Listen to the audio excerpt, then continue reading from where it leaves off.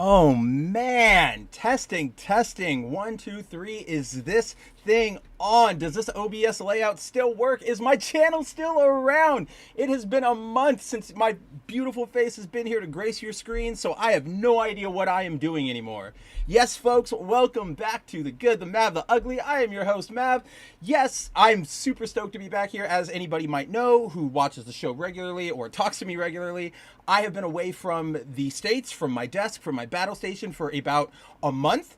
And I'm just starting to get back into the flow of streaming things this week. Got home, getting back into streaming. I was on a stream with Leon and the bounding stream. You know, everything is. I'm trying to get back in the groove. So this might be a bit of an awkward episode, but I will balance that out with the fact that we have a lot to talk about. Like seriously, this last month has been bonkers just for news, but also particularly for comic books. So I think what we're going to do tonight is we are going to, obviously I'm going to talk to you guys, we're going to chat, we're going to see what's up. We're going to talk a little bit about Lollipop Chainsaw RePOP, because there's a lot, I have some thoughts about the current discourse that is floating around the internet. And then, honestly, the part I'm most excited about to talk about tonight, well, two parts. One, there's a month's worth of comics that we need to catch up on, and don't worry, we're not going to go through every book that dropped. We're just going to go through some highlights or some things that I particularly want to talk about. And then hopefully, if we have some time, I mean, it'll be really easy, but the new Kamen Rider season started, Gavv. So I have thoughts on that. We'll talk about it a little bit, but yes, aside from that, very happy to be hanging out with all of you guys again. To Hillam, Andrew, Corey, Timon, who's already here. Yes, who's this dude again? Dude, I forget that half the time, Corey. I have no idea where I am. Hillam says, shalom and good to see you. Really funny piece of serendipity, I guess you would probably call it. Earlier today, so for my YouTube channel, I have made one community post in my entire time having a channel, and it was to let people know that I was going to host that Red Dead panel at Comic-Con. So earlier this morning, Tehillim leaves a comment on that post, and he's like, hey, are we ever getting streams back? And I'm like, guess what? Buckle up, because you hit it right on the head, my friend. Andrew says, that suggests you ever knew what you were doing. At the very end there were less boomer mistakes. You know, I had everything ready to go on my stream deck. But because of a project I have been working, or on a couple things I have been working on, a lot of my stream stuff is discombobulated, just because I've been playing with layouts, I've been playing with buttons and commands and all that stuff. You guys will see, I guess I can give a small tease. Yes, there's a couple projects I have in the works right now. You will probably see one of them starting next week, hopefully, as soon as I can lock that down. And the other big one that I can actually, like, or not, the big one that I feel comfortable talking about, because I know it's at least going to be realized soon and not in a far off time, is, as I promised before we left, you might notice our layout here is still the same. And that's because, yeah, I'm still in the middle of designing the new one, still playing around with that. So stay tuned. We will be refreshing. We'll get a full new look. We'll look like a real show, a real live stream over here very soon enough. But until then, you know, stick with the classics. Why, if it ain't broke, don't fix it. So yeah, that's my story for streaming. I don't know. It's, again, this is just my show. You're here to hang out with me, I'm here to hang out with you, and I'm just going to talk like we're at a bar, and I'm just going to talk about whatever random thing crosses across my head. Volume Dealer says, I wish you were gone for 2 months. I wish I was gone for 6, so I didn't have to deal with you. Maybe then you would become a good person by the time I got back. I'm kidding. Always happy to see you, Volume Dealer. I know I saw you earlier on Wednesday. Always a pleasure to have you right here. By the way, shout out to Andrew. Obviously, if you guys don't know, he is a member of the Ripaverse team, and they just launched their new book this week, The Horseman, by Chuck Dixon and Joe Bennett. It looks really cool. I haven't read it, so I can't say it's great, but it looks really awesome. The premise sounds amazing. The creative team is great. I mean, it's Dixon and Bennett. My history with Bennett is very brief, but it's like very, like, strong, because I only really found him out when he was doing Immortal Hulk for Marvel, that last gig he did before he got canceled. But reading that series, I was blown away by just, like, the body horror level stuff that he does and the way he just plays with anatomy. I don't know, but reading that book, I was like, I love Joe Bennett, and then everything went down. So this will probably be a good book. The foil treatment for it looks really nice, but I want to give it a congratulations because it's popping off for them over there. I know you guys are sitting at like 400,000 in sales right now, so congrats guys, keep it going. Hopefully someday I will be able to have the extra scratch around to afford all of these foil variants. Like the Horseman one looks really cool. It's like, it's pink shimmer. He's firing an SMG on it. He's blue. It looks great. So shout out to the Rippaverse. Keep it up, guys. Keep killing it. Keep giving them that alternative. Let's see. Tehillim says, I've been reading the Ultraman manga from Viz Media, quite enjoying it. Quite a number of changes between the anime and manga. Yeah, so I've read and watched both of those. I actually am a fan of them. So it's a big sort of taboo thing in the Ultraman fandom, I guess you could call it that, where a lot of people don't like the Netflix Ultraman because of the liberties it takes with the basic premise, right? Like giving everybody armor and making it suits instead of actual giant alien beings. Like a lot of people don't like that and they think, oh, you casualized it. I get the complaints, but I really like it. There's something I personally really like about all the suit designs. So I've read it, I've watched it. Reading it, they have more of a chance to like delve into everything. I don't think they were hampered by like episode or season limits there to Tehillim. So yeah, I really, really like that manga. So if you're looking to get into Ultraman, but maybe you're not too super sold on the old Showa style Toku look of him, definitely check out the manga and the Netflix series. They're good fun. And also check out Ultraman Rising on Netflix, the new movie they just did. That one's actually really, really good. Jay Lee, hey, there's my boy. I haven't seen you in a long time, but I'm always happy to see Jay. Oh, that's my boy. Pardon me.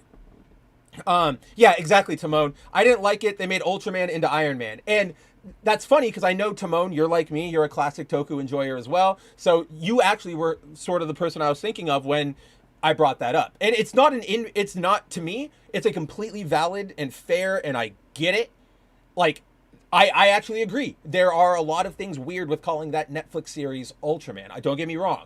I personally, though, I'm able to take it for what it is. Maybe if they'd have done something like, if it was an original thing, I don't know, maybe it would have been received better. But all in all, not a bad effort. And it also came out at a time when the West wasn't getting any Ultraman. Like, that was a lot of people's first exposure to Ultraman because he's just not been around. We just never ported him over. So take your wins and also take your losses. But yeah, that's what it is. I really like all the suit designs. There's something about just the really cool mech Iron Man style Ultra armor. It's not Ultraman, but I very much like the designs. So, let's see.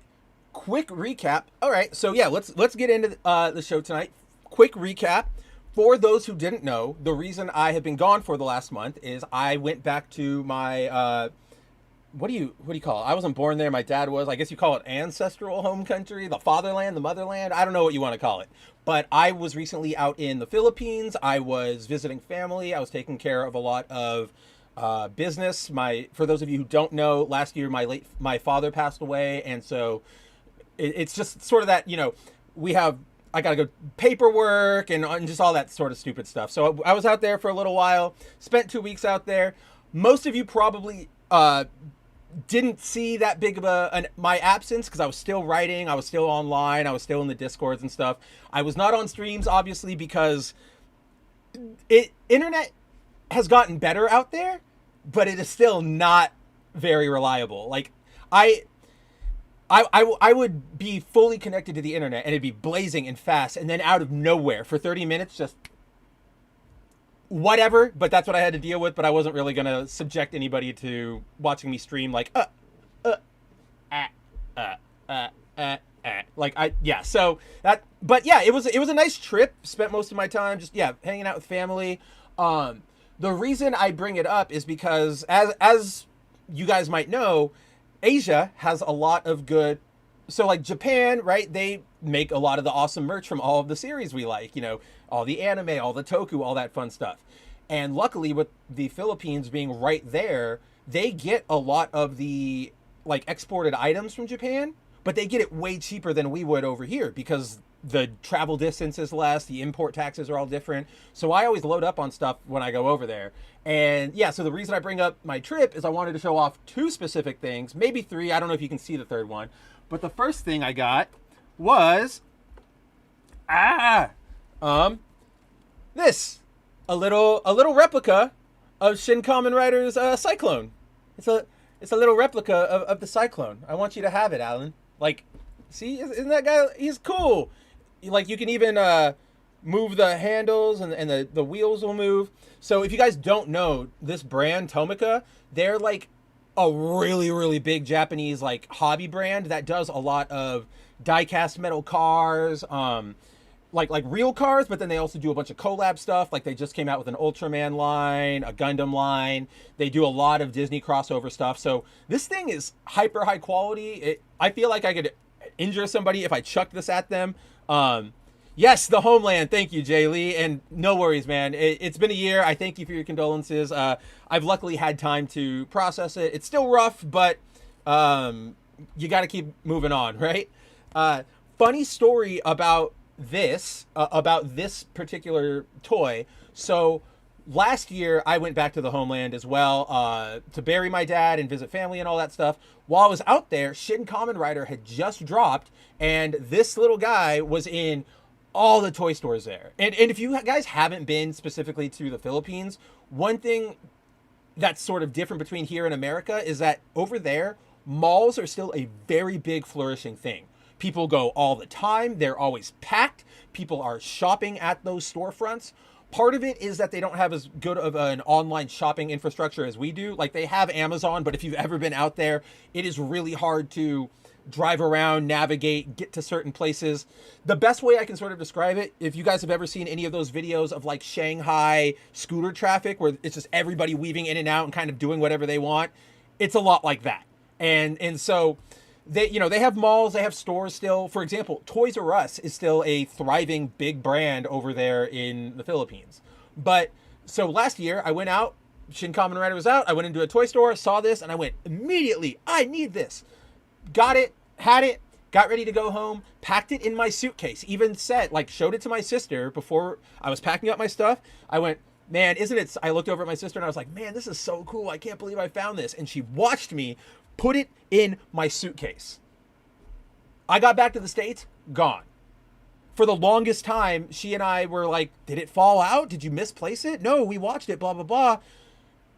After some conversations with some of our family out there and learning a little bit more about what's going on, we're actually pretty sure that they cracked open my suitcase to inspect it and they just took it because there's no way it would have disappeared. So all in all, very happy that I got to get one of these because I don't know, it's a neat. I love my Kamen Rider. You guys know that.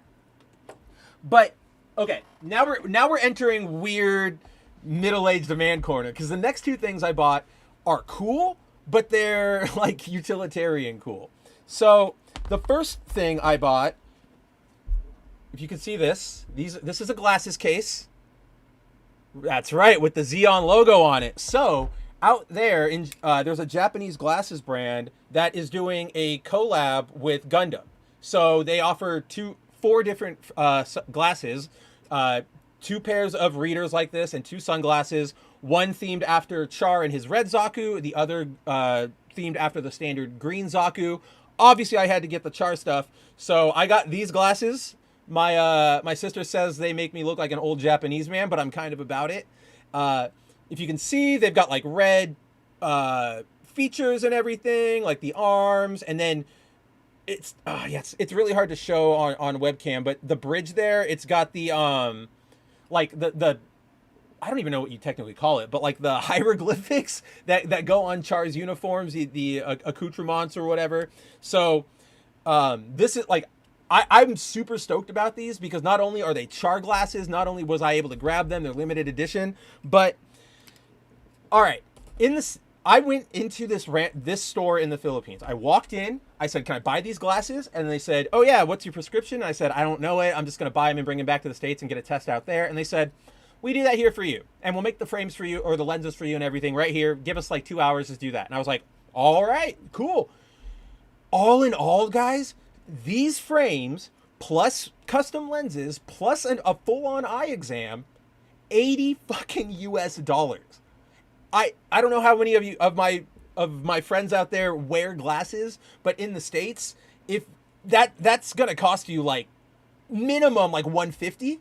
It blew my mind. I almost was like, I wish the green ones looked cool because I would just buy those outright. It was right, exactly, to Hillam, super wow. I almost felt like I was being pranked. Like I went in and I was like, can I get the frames? And then they were like, well, we can do this for you here. And I sort of did the reluctant consumer thing where I was like, okay, fine, I don't want to pay, but I know that it's probably better to do it, so I'll just do it. I was expecting to pay upwards of $180, all said and done, with like, yeah, it's bonkers out there. I wish it was like that in the States. I know there's a whole healthcare economy and stuff, so we're not going to get into that. This is not the show for that. But yeah, very, very happy. Right, Andrew? $80. Timon jealous AF. That's what I'm talking about. And then Volume Dealer, you are not wrong. Very nerda. In Australia, it can be costly too without bulk billing included.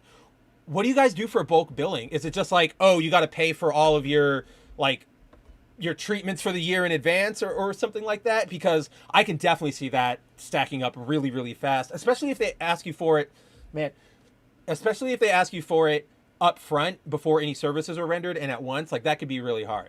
And yes, guys, you can probably tell by that little fumble I did with my hair. After a month out there, my hair is getting ridiculously long and shaggy, so I'm doing my best right now. I promise next week with Mav Streams 2.0 and the new project and everything, I will look better. I'll be on my best. I'll be in my era, if you will. Okay, and everything will look a lot better. So that was one pair of glasses. Let me put them back because I'm so bad with like glasses and stuff, guys. Like, I lose them all the time. So I've been guarding these ones with my life. They don't leave my house. They don't leave my desk. Like, they got to stay right here. So the second cool ass rad thing I bought is this. What could that be? Well, it's a scroll case from Naruto, right? Swing. There's another glasses company that's doing a bunch of frame and sunglass collaborations with Shueisha for Naruto, and they're pretty cool. They're kind of pop Japanese, if you can like presume what that looks like. It's like they're bubbly, they are very translucent and see-through, light frames rather than like heavy thick ones. So they're not totally my style, but I was walking by one of their stores and I saw these and I was like, we're in. There's just absolutely no way I'm not doing it. So check out these bad boys. Look, you can even see my OBS there in my lens. But yeah, these super orange, Mav orange, right? It goes with my headphones, goes with all the colors I use and all of my theming. Rad glasses, but the coolest part about them, or maybe like cool to the 11-year-old in me, I don't know what you call these, but the tips are flames. And then you've also got, where is it? There's a little illustration of Kurama on the frame, and then each side has the 3 dots from Naruto. So I thought you said squirrel case. I mean, could be the same. Maybe there's a squirrel ninja. I'm not entirely sure. There's that game on Steam like Squirrel with a Gun. Maybe there's a mode where he uses kunai. No idea. But yeah, these things, I am obsessed with these. And the sad part is, I'm probably never like genuinely going to use them. Once I get the space, I'll probably display them. But again, I am so bad with keeping track of glasses, of my wallet, of my keys, of headphones. Those things I lose all the time, so I don't want to risk it with something that cool. Those glasses are perfect for going to Panera Bread. Joke's on you. I don't go to Panera Bread now that they got rid of their supercharged lemonade. I am an American. If I want to kill myself with a hyper-caffeinated beverage, that is my right. But yeah, that is basically just the cool little haul I got earlier or during my trip. Just figured I'd show that off. Oh, one other thing I want to show off that I finally got. I don't know if you guys have seen these, or rather like the news about them, or seen them maybe in your local bookstore or your LCS, if you go to those. I think the only person here who watches me, or at least chats and watches me, who goes to an LCS is Andrew, and I know he hasn't. But DC recently started doing these. They're these, right? So they're called compact editions. They're, very small, almost manga sized, full story, full color, full everything, printed on a little lower quality, not glossy paper, but like old school comic book paper. These run for $10, and I for the longest time I've wanted to support this initiative, because I think this addresses a big problem with comics, which is accessibility, right? Trades can be expensive. You don't necessarily know where you're going to start, or like if you buy a trade and you don't know the lore, you're going to go in and you're going to go, who's this? Where am I? Okay, now I got to go buy this one. Is this the full story? Yada, yada. So this way you go, you want a good Batman story? Boom. Here's a little one. Read it. You're good to go. And it's also good. These things, $10. This fat thing, $10 for a full-on trade. And like this, it's a good price investment level. Like, oh, I don't know if I want to read comics, but I'll give it a shot, get a full thing. So I've wanted to support these for the longest time. They've been out for about 2 months now. This is literally, I went yesterday. Yesterday I was sort of having one of those days. I'm sure we've all had it there, where like I just could not concentrate on work. Like I would sit down to try and do something and just be like, what is everybody saying in Discord? What's it say on Twitter? What's going on in the Fortnite shop? So I would do things like that. Speaking of other Fortnite players, go get your black cat. She's dropped, I think she just dropped. So go get your black cat. Where was I? But yeah. So they've been out for about 2 months now. They've got a good selection of decent stories. Watchmen, Standard, All-Star Superman, Court of Owls, like you saw, Hush. The other one, Wonder Woman Earth 1 by Grant Morrison, which is a bit of an odd choice for your Wonder Woman title, because that's its own like full separate continuity. Like that's a launch off of a new continuity. It's a good story, don't get me wrong. It's just very weird because they don't even do anything. It's like, I think there are 2 volumes of that book, and they're not planning anymore because Morrison has soft retired from the industry. He's for my other Morrison heads out there. Good news, he's coming back for a new Image comic series. Don't know anything past that, just that he is coming back for Image. But yeah, like to me, this is so obviously like I have Court of Owls, right? But I want these not just to support the idea, but to me these are the copies I want to have sitting out. I want these ones on my coffee table, in my bathroom, in the accessible spots on my bookshelf for my, my younger nieces and nephews when they come over. Because this is, obviously, I don't want them to go and, flip through my absolute edition of Hush. You've got greasy fingers. You're a kid. I don't know what you're going to rip on it or whatever. But here, I don't care. Whoop, that was the cleaner for my glasses. But yeah, like this, I don't care what you do with this. You can ding it up. You can throw it around. As long as it's this is to read for me. So really, really cool. Crazy part is though, that this is like I said a couple seconds ago, this is the second one I got. I went to my LCS yesterday because I just couldn't, that's what I was saying before I lost my train of thought. I just could not concentrate on work. So I was like, I'll go get a change of scenery. I'll clear my head, blah, blah, blah. Drive down the street, 5 minutes to my LCS, walked around, just browsed. And yeah, they had this one, Watchmen, the Gotham City Sirens one, and the 3 Jokers one. And I don't really care about the 3 Jokers story. It was a really bad book anyway. It doesn't make a lot of sense. The Birds of Prey one is good, but it's not really on my priority list. And then Watchmen, I've got everybody and their mother at this point has 2 copies of Watchmen, the trade paperback, right? Whether it's because they read comics or they watched the movie or they took a college course on it or they watched the HBO show. Everybody I know, like at least my age, right? Like my college friends, my high school friends and all that stuff, everybody has a copy of Watchmen. So I was like, I don't really need to spend an extra $10 on that.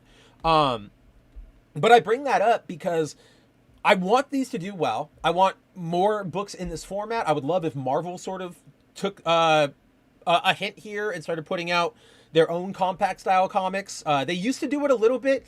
They do this really dumb thing right now. They're called like the Marvel Verse books, and they're aimed at younger kids. They're like 6 or 7, and they're all, each book is themed after a specific hero. So like Marvel vs. Spider-Man, Marvel vs. Shuri, Marvel vs. Wolverine. Except all the stories that are in there, right? They're about like this size, half the size maybe. All the so they have like 3 or 4 stories. All of them are just different. Like they're not in continuity. They're from different canons. They're different versions of that character. It's dumb, right? It's basically just saying, oh, you want to see the character? Well, here's the character. Look at him. And to me, like, that just doesn't help. So I want more of these. The thing is, I'm not that, like, I only found them at my, that LCS. I've been checking LCSs since I've gotten back. I've been checking Targets. I've been checking all these places. I have found only this one, only those 4 books that I listed at that LCS. And then one random Gotham City Sirens copy in a Philippines-based comic book shop in the middle of, like, this really not, like, popular area. I was just walking around after dinner one night, and I saw it, and I was like, let me go in. And I was like, oh, look, there it is. It's Gotham City Sirens, but it's still there. That's cool. So I'm just really happy with these. I last night, I like cracked it open, and I started reading it, and I'm like, man, it has been a genuine long time since I've been able to like just flip and read through something and not worry about damaging it or anything more than just, you know, reading it. And I love it. So I highly recommend going out and buying some of the compact classics if that is up your alley. Otherwise, it's still just cool to support. I think I just still really, really like these. Let's see. Shinkai is here. He says, hey, late because just 8. Shinkai, you are never late. As long as you are here, as long as I get to talk to you on a Friday night, that makes my week. Yeah, Corey says, those are some nice glasses. The sunglasses aren't my style, but they're still nice. Yeah, I mean, that's the thing is, I'm lucky that that is the sort of style I wear. Let me see. So with the fact that I am really bad about losing sunglasses, what I do is when I used to work in corporate America and I would go to trade shows, I would just get a bunch of the free glasses that they hand out. Every company has some sort of swag, and it's like, have these sunglasses and they've got our logo on it. I don't care about your company or whatever, but yeah, I will take easy breakable sunglasses. I think a lot of it too is me being a California, like, stereotypical beach kid, because wearing sunglasses out at the beach, you know, you might, you know, get caught up and run into the water to play with your friends, or you might be playing football or soccer and they drop off your face and you crunch on them, or you just fall asleep in the sand and somebody kicks it over and they're gone forever, right? So like, I've always been wary of that. So I just go and I get all of these super cheap sunglasses, right? And so they all come in this style, I guess, because it's cheap. So they work. I'm lucky that they work for me. So this has always been sort of my style. But yeah, even if they weren't, I would have just snagged them for the display. Like, I can see it in my head once I get space again. I'll put up all of my like Naruto figures on little shelves, and then like in front of them, I'll put the sunglasses out somehow. I can see it in my mind. Tehillim says, I must admit I've started watching some JoJo's Bizarre Adventure on manga or on Netflix, plus picked up some of the manga. Why do you mean I must admit? You should be happy. JoJo, I fucking love JoJo. I think it is all parts are good. Like I don't, there are parts I like more and there are parts I like less, but I don't think any of them are particularly bad. So yeah, no, get into that series. Like, I know that they do a special sort of edition for the JoJo's where it's like a hardcover version of, like, it's like a 3-in-1 of manga volumes with like a nicer cover, and those are only like $15-20. Like, they're not that expensive for what they're offering you. So get on there, get in there, get through well, not get through, like, enjoy Phantom Blood and enjoy Battle Tendency, Stardust Crusaders, all that fun stuff. Eventually you'll get to my boy Giorno. That's my favorite JoJo, right? Is number 5, Vento Ario. So lots of good stuff coming up there. I really wish we were still like the All-Star. I don't know if you guys ever played it, but there's a JoJo 3D fighter, All-Star Battle and All-Star Battle R. They don't play that great. They're a little slow and unresponsive, but they are really solid, like JoJo fan service. If you love JoJo, you would love those games. So check that out eventually once you get down the road. Wow, Andrew, that is super surprising. Andrew says, I own 0 copies of Watchmen. Not a fan. So I get that. I'm not going to push back. Everybody's got their own taste. I like Watchmen for what it is. I'm not one of those people who constantly puts it on the pedestal as like the greatest comic book ever. I think it's a pillar of comic history. It's had a lot of influence. It's important, but I don't think I'm not like, oh, Watchmen is the best thing ever.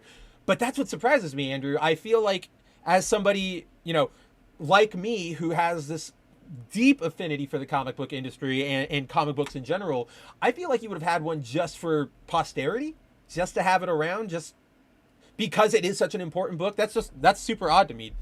I don't have a criticism against it. It just would not have expected that. Shinkai says, funny enough, I did take a college course in Introductions to Comics as an elective. Was a pretty chill class. Yeah, when I started getting to college when I got to college in 2008, around then, there were a lot of like intro to comics as a literature medium. They were really opening up the door to start looking at comics as sort of a serious thing. And I remember being so sort of bummed because I was in English, like I pursued an English degree. That's what I wanted to do. It's what I got. But all of the classes that dealt with like comic books or theory or any of that stuff, they were all the electives and lower grade ones. So I came into college not needing to take them. So it was a bit of a bummer, but hey, at least I didn't have to do that homework. Reeve is here. What is going on, buddy? Right now we're talking Watchmen. We're talking cool things we recently bought. We're doing mail calls. We're still in the talk to the chat, see what you guys are up to phase of the show.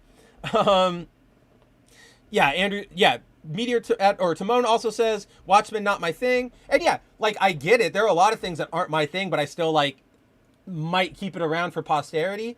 Again, to each their own. It just that is sort of oh, that's curious. Sort of like if you went to somebody's house and let's say they didn't have a copy of like, let's see, what was a really popular movie?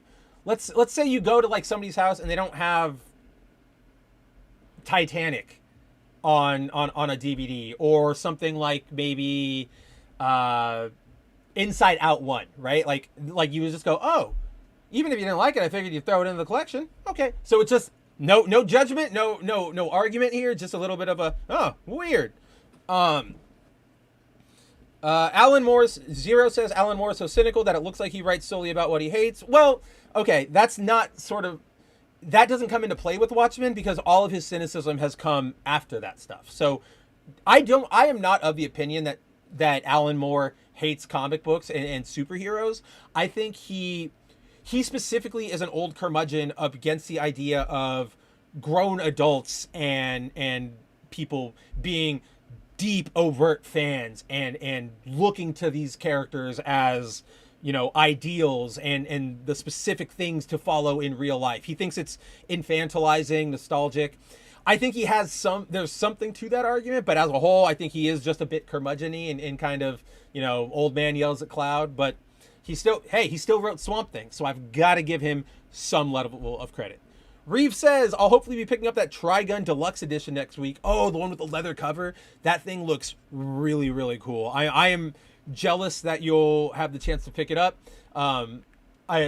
As you probably all have picked up, I'm in a bit of a financial bind right now. Nothing bad. It's just I had bills to pay, so I can't go splurging. So I'm happy. You better show us pictures of that, Reeve, because I would love to see that. All right. With that out of the way, we could probably get into some topics for tonight. Oh,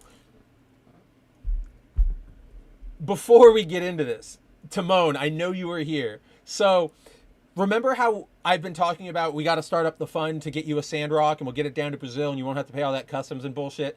When I was out in the Philippines, I was like, let me look at how much a Sandrock is here because they're really, really cheap out there. The peso compared to the dollar is super weak. And I was like, oh yeah, I could buy, like, why don't I buy Timon the Sandrock here and then I'll ship it out before I get back, or I'll ship it out when I get home. I looked up shipping from both Philippines to Brazil and Arizona to Brazil, which is the state I live in. obviously it was bonkers coming out of Japan. I can't remember the exact number, but the America one was $230 to ship a 0.02 pound like box of cardboard and plastic to you down in Brazil. So to that end, I still want to someday do a stream and you know, get donations to get you a Sandrock and your nephew a Goku. It'll probably take a little longer because I didn't realize it was going to be $200 in shipping. It's so bonkers. Yeah, exactly. It's more expensive than the product. Yes. This is a regular segment on the show, as you guys might know. Timon and Mav talk about Brazil's bullshit tax prices and import prices.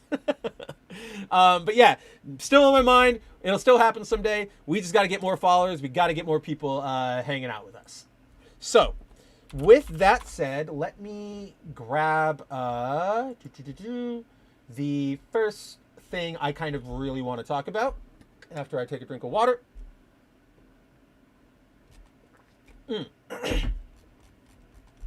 So, where was it? Oh, I have to search for it. Lollipop, lollipop, oh, lolly, lolly, lolly, lollipop. Oh, I did that terribly. That was a really bad attempt to do the pop. All right, let's see. Let me see something real quick. Oh,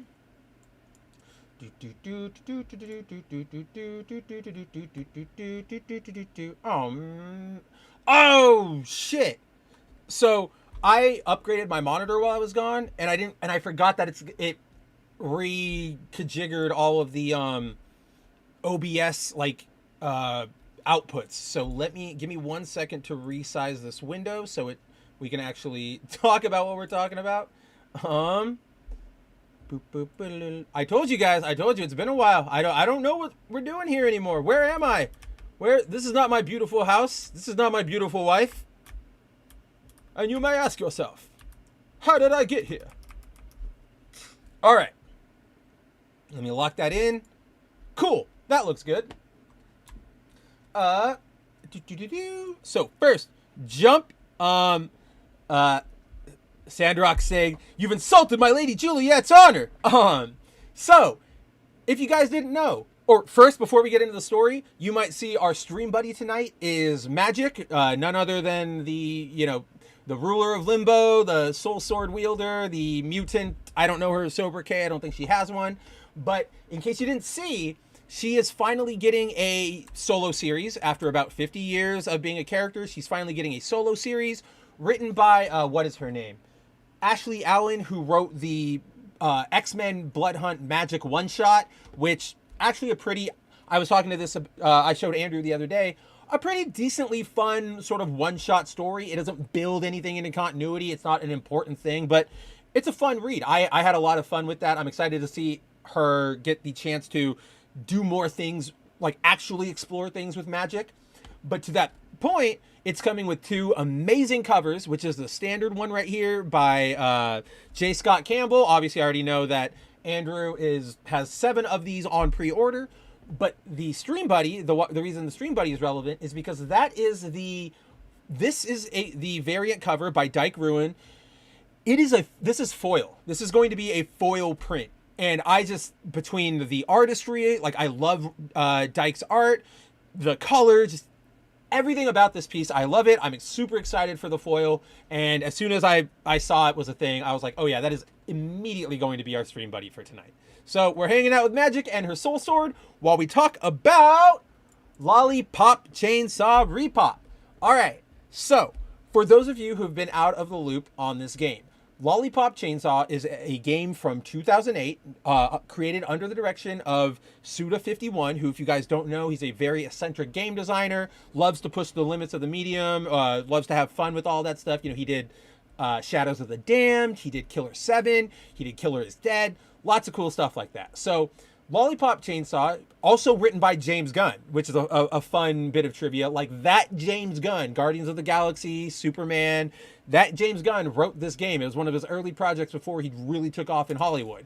But the game is essentially a very over the top, sort of tongue in cheeky, but still serious, zombie slaying adventure. You play her, you play Juliet, who is she's a cheerleader at San Romero High, who comes from a long line of like demon zombie hunters, and she wields a chainsaw to take them all out. It is as over the top and ridiculous as you would expect of a Japanese game of this style. Cult classic, really good. The original back in the day was known for the fact that it was loaded with fan service. And I mean, like jiggle physics out the butt, panty shots everywhere. There is an alternate costume called the seashell bikini, which literally is like, it is a costume that would look more at home in DOA Extreme 3, right? So with all that, when it was announced that Lollipop Chainsaw was getting... Oh, yes, No More Heroes as well. Thank you, Reeve.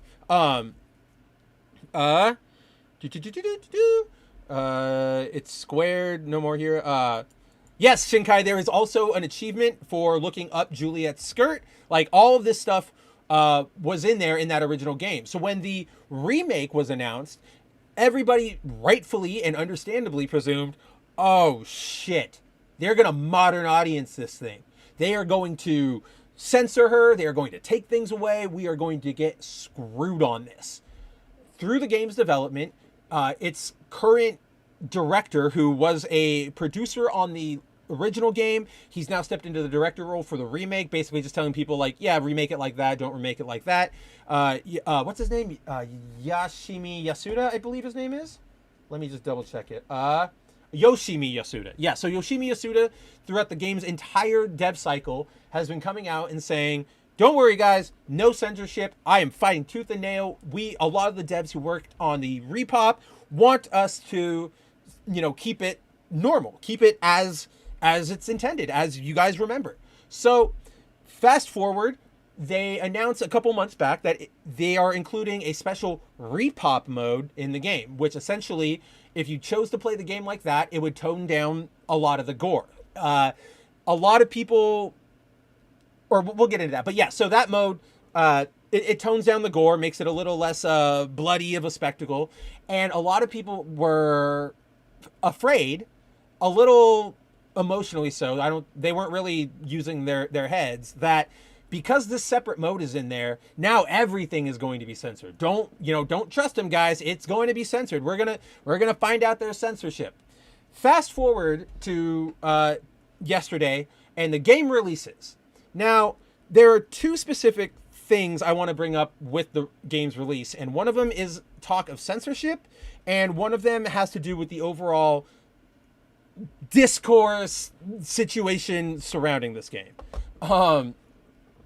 So there is a tweet going around, and it is from one of Twitter's most notorious rage baiters. Is that how you spell his name? Nope, that's not him.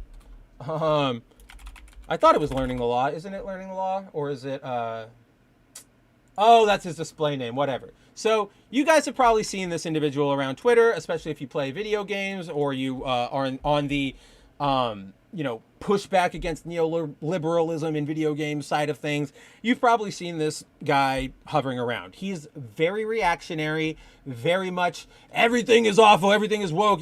He is that type of person. He's a more, I put him on the same level as Colonel Otaku Gatekeeper and Mark Kern, in that they just get in on topics that they don't really know anything about. They just talk about, oh, this is woke, this is awful. And they don't help, right? Like, they don't help our side get our message out or start any real dialogue or even help make progress to getting things back to a more normal, quote unquote, spot, right? These people are reactionary doom and gloomers who just want to burn everything down, and they will lie and they will misrepresent. And I say this all the time, and I'm normally very vague about it, but this entire episode has sort of made me lose my mind. We, like, as a collective community, people need to stop not platforming, but need to stop uplifting stop uplifting the worst people as representatives for the group, right? Just because somebody says something that might agree with what you think does not mean they're on the up and up. It does not mean you should go full on and say everything you say is true, everything you say is law. And I bring that up because, let's see, where is his dumbass tweet?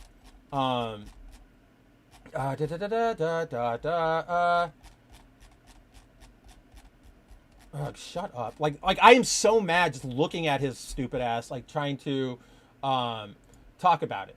So earlier today, let me mute that. He goes on to Twitter, and so this game came out yesterday. People started playing it, and people were like, wow, this game truly is uncensored, right? All of the moves are still there. Most of the outfits are still there. The seashell bikini that I just described, still there in all of its glory. The only things that were removed were certain costumes and a lot of the licensed music tracks. But in both of those cases, it was a licensing rights thing, right? Like there was a logo on some of the clothes that they couldn't use anymore. Stupid. And that's a whole other discussion about licensing and copyright laws that we can have. But that is, those are the main changes, or the only changes rather, that people discovered in in RePOP compared to the original. Learning the Law here goes out, he's been on a tirade all day going, this game is censored. Look, they toned down Juliet's jiggle physics, right? And so here's his evidence. Here's the original game, right? And here's the newer one. I don't even know if you guys noticed that, but it is a very, very, very, very, very subtle change. There is effectively barely less jiggle on her. Yes, it's not a big deal of censorship, but it is still censorship if that's what this was.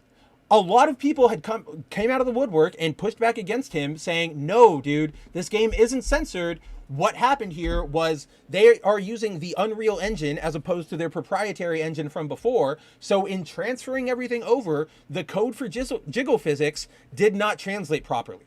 And you can see that because she still jiggles. It's just not as exaggerated as it is in the first game. So even though people were telling him that, he continued doubling down and continued ranting and, oh, you guys will eat up whatever slop you want. Oh, you guys love censorship, blah, blah, blah. Well, literally right before I hopped on stream,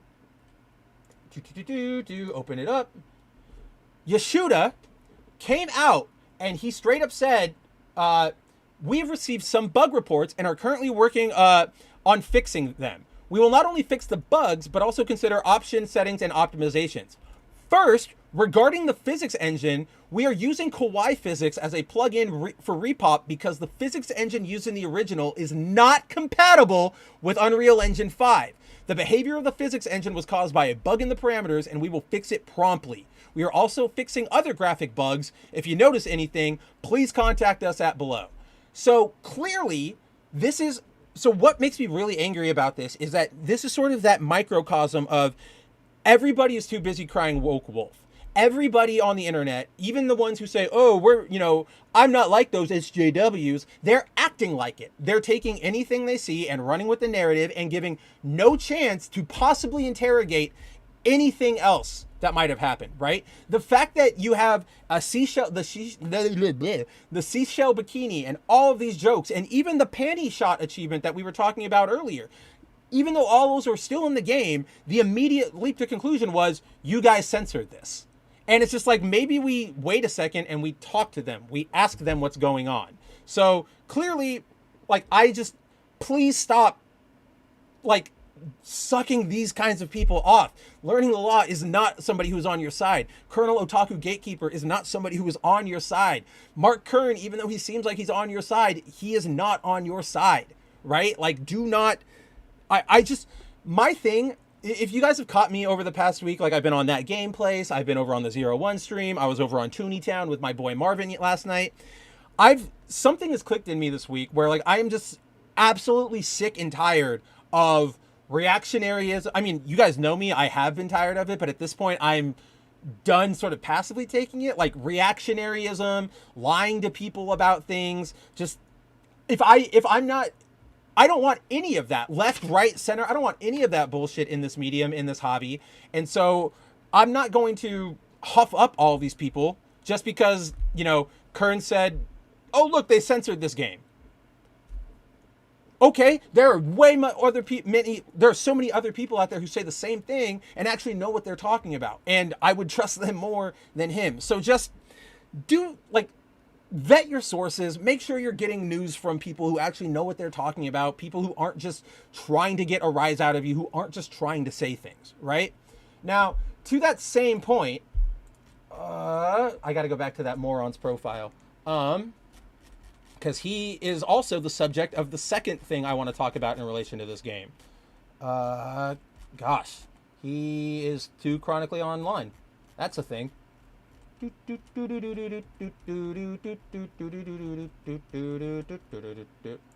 This. You guys may have seen this, and you may have seen this narrative. You may have seen this specific tweet, and you may have seen this narrative running around Twitter. So, from this tweet, Learning Manga Lawyer basically started this entire panic on the internet. He's coming out here and he says, quote, IGN is unwilling to review Lollipop Chainsaw RePOP, probably because it might trigger some of the they-them staff. Instead, they published an article announcing the launch, but reminded the audience that they gave the game a 5 out of 10, which is unfair. How are they still in business? This is a fucking lie of a tweet. And the narrative that there is some big epic cabal conspiracy to not review the game is delusional at best. And I will break it down for you exactly why. So we see this tweet right here, right? Look, it's a screenshot of an IGN article. Sure enough, IGN says the game picked up a cult following, but in our 5 out of 10 review, IGN said Chainsaw doesn't even attempt to differentiate itself from the genre, and most of what it does try new in the realm of its characters and writing ultimately ends up taking away from an incredible on-paper action game. Unfortunately, the thing is, where is, I was yelling about it. I might as well just go to my profile. That isn't a fucking recent article. That article that he's circulating is from August 6th, before the game was even out. So there was no possible way for IGN to have reviewed the game, right? They put that blurb in there because what the hell? It's content. You're filling out the body of the work. It's a complete bullshit lie. This is not IGN refusing to review the game. They just haven't reviewed it yet. Now, a lot of people have pushed back against me calling this out by going, oh, but you know how they are. You know that they don't like these games. So of course they're conspiring to not review it. You know that there's this, this whole campaign going on. And to that, I say, you're full of shit and you need to stop being reactionary. So let's head over to Metacritic. Now, as you can see from Metacritic, as of today, which is the day after Lollipop Chainsaw RePOP's release, there are only 4 total reviews out, right? That is fucking weird.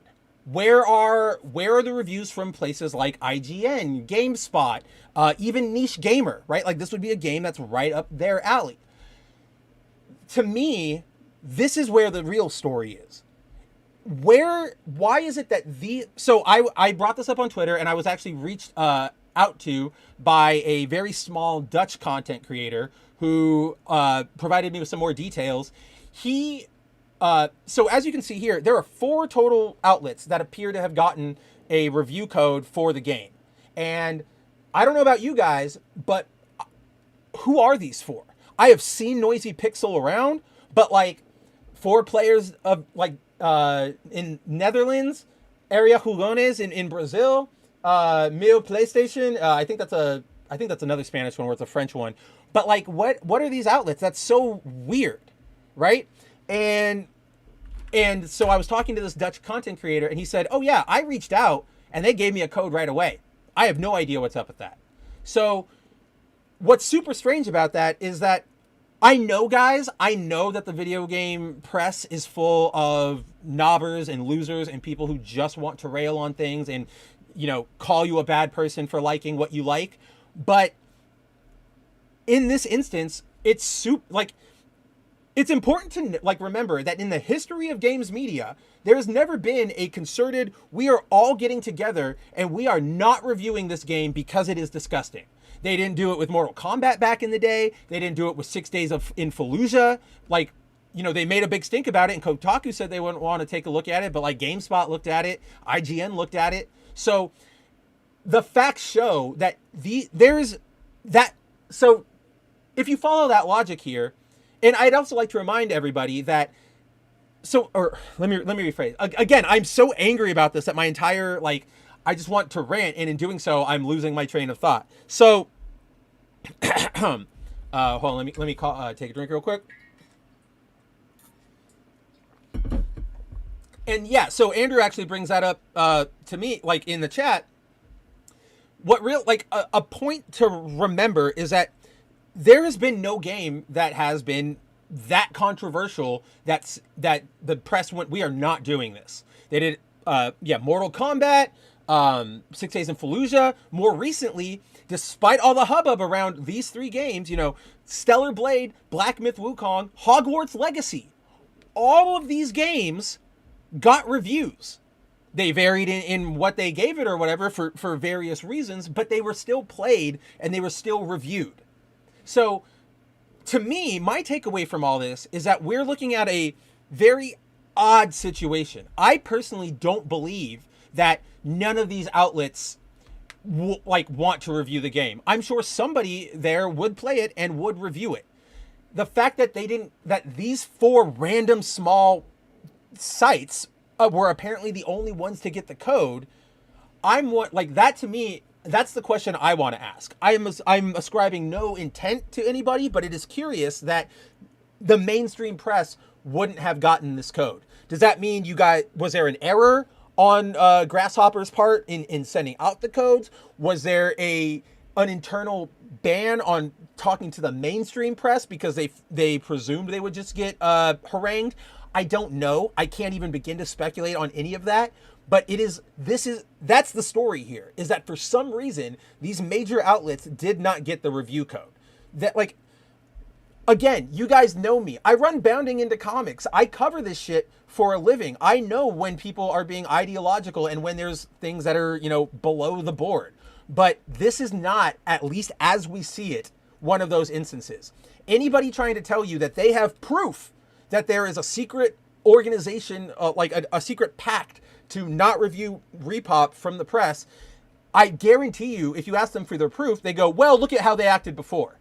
That's fine, and I get that valid concern, but they've said nothing about RePOP. Like, this game is not as controversial as Stellar Blade, as Wukong, as Hogwarts. There's nothing here for anybody to, like, if you're latching onto this and trying to say there's a conspiracy, it just shows it's just rage baiting. It is just 100% pure, unadulterated rage baiting. And, I invite everybody out there who's watching now in the replay or watching now and not chatting, push back against it.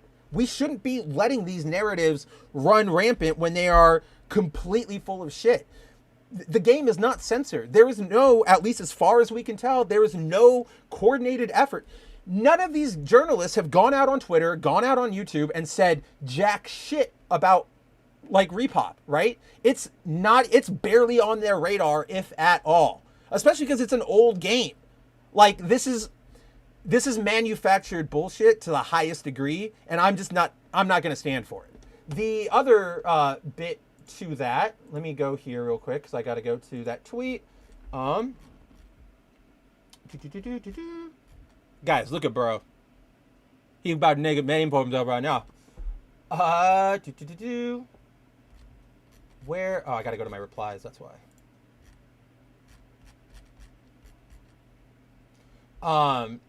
So this tweet has been going around from Melissa, and a lot of people from Melissa Mercante, the senior editor over at Kotaku. We all know her. Whatever. But this tweet has been going around, and in it she says, she's making fun essentially of the narrative. They're refusing to review a game. Wake up, sheeple. And then she, mocks. This has nothing to do with embargoes or available codes or limited resources. This is a conspiracy. Now, I can't speak to anything like embargoes or available codes because that, again, relates to the mystery of where are they all. Again, that's a super weird thing, guys. Regardless, limiting the codes is weird, but also saying, oh, we only have 5 codes and we're going to give them out to these random, very, very, very, very small channels seems counterproductive, right? Like, to sell your product. Like, they don't need to build grassroots support for this game. It's not new. People know it. They just need to let people know it's out. So very, very, very odd strategy. But I want to point to a lot of people are haranguing her for that limited resources bit, saying, oh, the limited resources are the codes. Why are you being like that? Or blah, blah, blah. Guys, time is what she is talking about. I don't know about you. Like, I know this is going to be me getting on my like pretentious writer horse for just a second, but I know from the outside looking in, the concept of doing a review seems really simple. Play something, watch something, write your thoughts about it.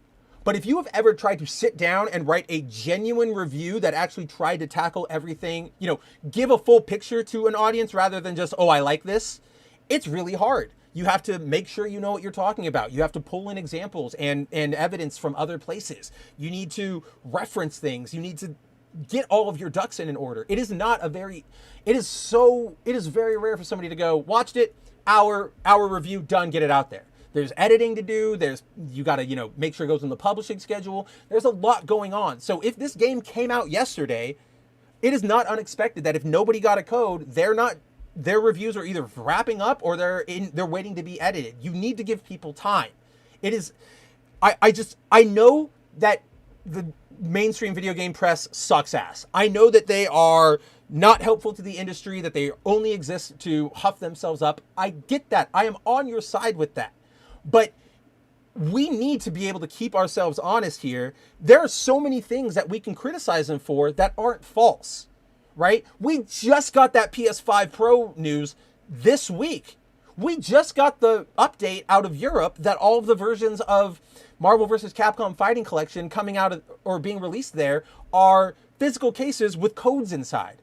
Like, the industry has things to make fun of. We don't need to make things up like this. It's just, I'm tired of it. I want better for everything. I don't want to throw away these companies and these properties and say, oh, the wokies have it, it's theirs now. That's defeatism. That's bitchism, right? That's not me. I will be an optimist and I will keep fighting and trying to keep everybody on the up and up. Because the more we're on the up and up, the less ammo it gives them. I guarantee you, this is a trump card that was handed to game journalists. They can go, remember that time you thought there was some wide-ass conspiracy to not review a game? Why should we take you seriously? Done. Like that, they win. You don't have a counter to that, right? Like, it's just, we need to be honest. And I know I'm preaching to the choir here, but it's gotten to me this entire week. Yeah, check your sources. Again, if something sounds too good to be true, 900 times out of 901 times, it is too good to be true. Do you really, guys, if the gaming press got together and did a coordinated, we are not reviewing Lollipop Chainsaw because of misogyny, if they did that, do you not think that would be a giant win in our corner, that they would be handing us ammo for the rest of forever? It's just, it's the thing where your enemy, the critics of the press are doing the thing where they treat their enemy as both this all-powerful entity and also the weakest entity in the world that can't possibly do anything. And the truth is, they're somewhere in the middle. And I can't bring myself anymore to just fake outrage or go oh, this is woke because it's got a woman. I can't anymore, guys. I just can't. Let's see. Yeah, Reeve brings up Hatred is probably the only game that was never universally reviewed for accepted reasons. Yeah, which is just, it is over the top, brutal, angry, violence, all that fun stuff. Yeah, Hatred released. I believe it's still out there and you can still get it. And right, exactly. Thank you, Andrew. In regards to the claim that, oh, look, they're using this old review and they're not going to review it, and look at how much they trashed the game because they're woke. That review came out in 2008, right? That was before any of this. This is when IGN was still run by gamers. And you know what, guys? I love Lollipop Chainsaw. I've had a lot of fun with it over the years. I play it multiple times. It is a hack and slash classic to me, but that review isn't completely off base.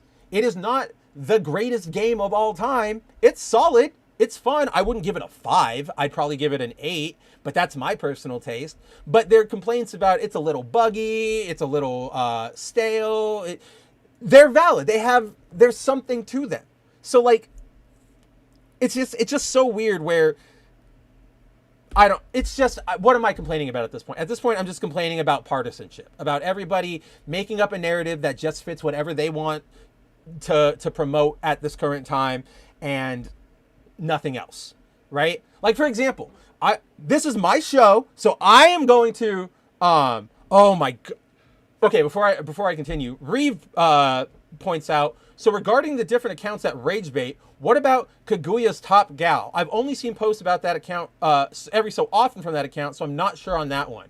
That one is a rage baiter, and I believe that one is, let's see, because I think I just muted them today because I was sick of they're like, this user, Kaguya's Top Gal, they're just like full on racist, you know, all of that stuff. Like, I get that people are going to have those opinions and you can have them, whatever, but I don't need that shit in my feed and I don't need to support it. So like, right? Like, it's just, it's the same stupid shit that they, like making fun of the Haiti mud cookies thing. Fuck this person is basically my stance on their existence. So to that point though, because they brought it up, this is the thing I want to rant about. And I know that this is not normally what the show is for. Here, I'll bring up the Magic cover for us to look at while I bitch about this. I'll bring up the JSC one because I already have the Duke one as our stream buddy. So I'm gonna start the clock. It's only gonna be like 2 minutes. But this whole, what you're seeing with like the RePOP thing is the exact same shit we're seeing with the, oh look, the Haitian immigrants are eating cats. Nobody has proof of that. Here's the evidence that people cite are all stories from city council meetings or bloggers, or that, like, if you listen, the people aren't saying I saw this or it happened to me. They're going, I know a buddy who knew a guy who this happened to him.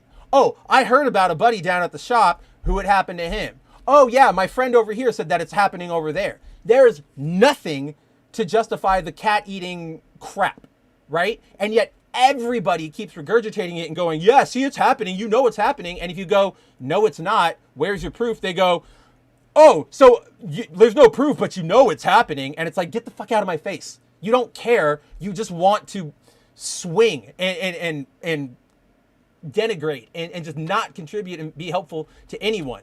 Like, there is a video of a woman who is a black woman who ate a cat. There is a video of that. It's recent. But she's A, not an immigrant. She's a full-on American citizen, born and raised here. And B, like, she was having a giant mental episode. It was a one-off thing. It wasn't even in the same city where they say this shit is happening. So I'm just, with that story going around this entire week, and just every fucking person repeating it, as if it, you know, with no sense of critical, should I think about it for a second, or going, oh, the Dems say it's not happening, so it has to be happening. Like, just get out. Like, just go take a walk. You need to breathe.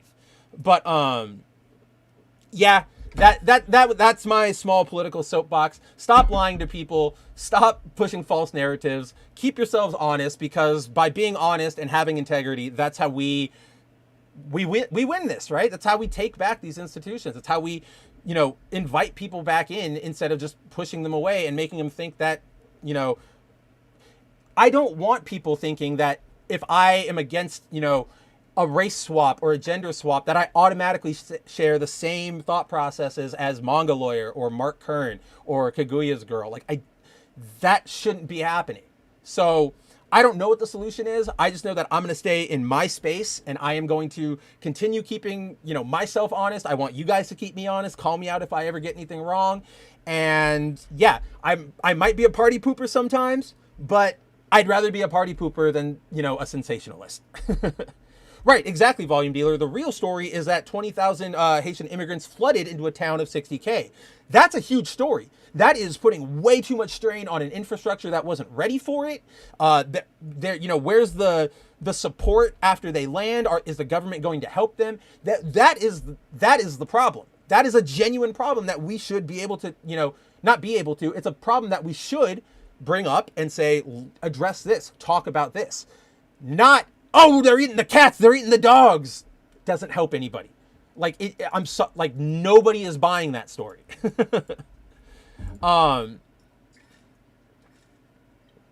The cat story. So the cat story has been bait, but the problem is everybody is running with that. You, volume dealer, honest to God, you are the first person I've seen who's gone, hey, should we talk about the fact that, this town's being flooded with immigrants that it's not ready for, rather than this fake crap. And so it's just it might have started as bait, but it's the thing everybody's running with, to the point where Trump said it on national TV during a debate. There's nothing more online brained than doing that, right? Twitter is not real life. So you say that kind of shit without fact checking it and just whatever, you look like a legitimate crazy person. So yeah, that's my stance on that. Timon says, why lie about eating cats? Dogs have way more meat. Ask any Chinese.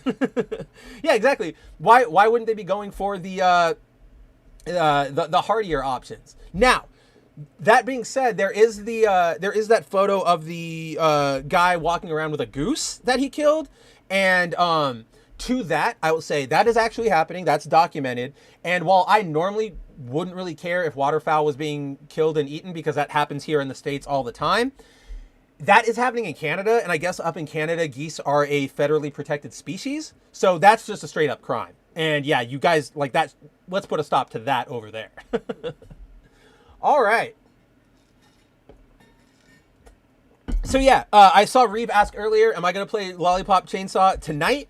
Maybe not tonight. Maybe I'll play something tomorrow. But my main weekend schedules are occupied by trying to get the aforementioned projects out and ready to go. So with that, I feel like there was something I wanted to talk about. Let me see. I might have had a Bounding article about it. Did I want to? Is there anything? Well, PS5 Pro, don't buy it. Giant scam. Dumbest thing I've ever heard in my life. Yeah, I think that's basically the main story I wanted to talk about in regards to news. And with that being said, let's see.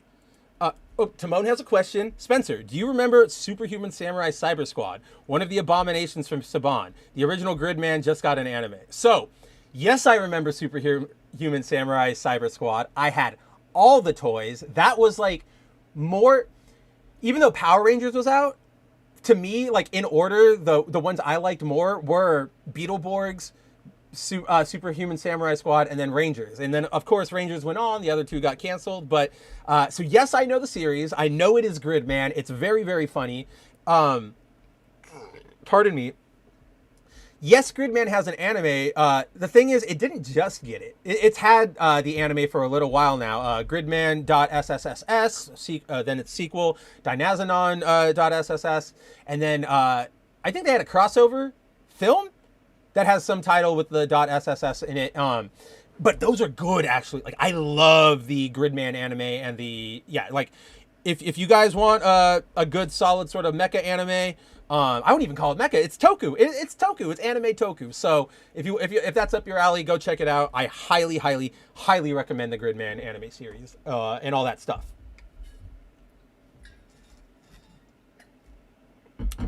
Also, we lost a lot of people this week, right? James Earl Jones, Emi Shimahara, the voice of Sailor Jupiter.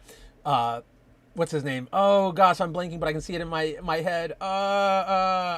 John Cassidy, the Astonishing X-Men artist, and then I just saw another. Oh, the voice of Master Splinter, and Richard Ames from Metal Gear Solid 2. He's gone now too. Just a back to back to back to back. Just, this is, I knew, like, I remember being 17 and being like, turning to a friend and being like, dude, our parents are like, I don't know who this celebrity is who just died. My parents all do. We don't know him. But you know there's going to be a time when everybody we love starts dying, and we're getting there.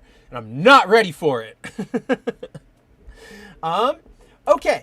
So, with all of that said, let's get into what will probably be the bigger chunk of our time together here tonight. We have a crap load of comic talk to talk about. So like I said at the beginning, we are not going to go through every single book that I read or that has come out in the month that I have been gone, because damn, that is so many. And to be completely honest with you guys, not all of them have been, right homeable about. At the top, I will say that, sorry, I keep looking at my second monitor because I keep thinking I have the file ready to go, and then I just absolutely lose it and I don't know where it is. So now I got to go freaking download this file. Anyway, before we get into Western comic books, I just want to take a quick second to, oh my gosh, nothing is working out for me over here. I can't spell tonight. This is bad. Something's happening. So before we get into truly main comic stuff, I do want to mention that I caught up on One Piece. I love this fucking series, guys. This series is so damn good. I'm not gonna go into it. Maybe one day I'll talk more One Piece, but the entire Vegapunk arc. So I do this thing with manga where I tend to, if I read it week to week to week to week, I find I lose details or setup or plot things that came from the next week because it's constant and there's that gap and it just doesn't, maybe it's just me, but it doesn't always register. So I like to let my manga reading list build up. So when I went on my trip, I had 50 or so chapters of One Piece to catch up on. So I went through all the Vegapunk stuff. Got to, where did I leave off? Spoiler alert. I don't know anybody here who, is trying to catch up with One Piece. Plug your ears for 3 seconds. But, the entire bit with Kuma breaking his programming and going to fight the Gorosei. And then when, Gear 5 Luffy is fighting that Gorosei and the others show up and they're these giant homunculi kaiju. Holy dude. It's so good, and it's I want to herald it up as this is how you do. The reason it's so good is because Oda took the time to build things up and write things out and get us there instead of just throwing everything at you and going, okay, we're getting to the next big set piece. We're getting to the next #1 issue where we're going to introduce a new character and everybody's going to love it. It's just I was sitting there going just pure hype constantly rolling through my head at just how amazing this final run of One Piece is shaping up to be. So I'm super excited. Let's start watching. Let's fucking go. We're here. We're so close to the end, and I cannot wait to see what happens. Okay, cool. So with that said, let us dive from the world of manga. Oh, I also started. I don't even know how to say that first word, Higurashi or whatever, Hell's Paradise or Higoroku or whatever. Very, it's a bit generic, but I am having a lot of fun with it. I like the characters. I sort of like the setup. I like a lot of the character backstories for the villains and stuff. So I recommend it. Check it out. The reason I started reading it was because, of the purple ninja. You guys have probably seen her around. Here, let me pull her up.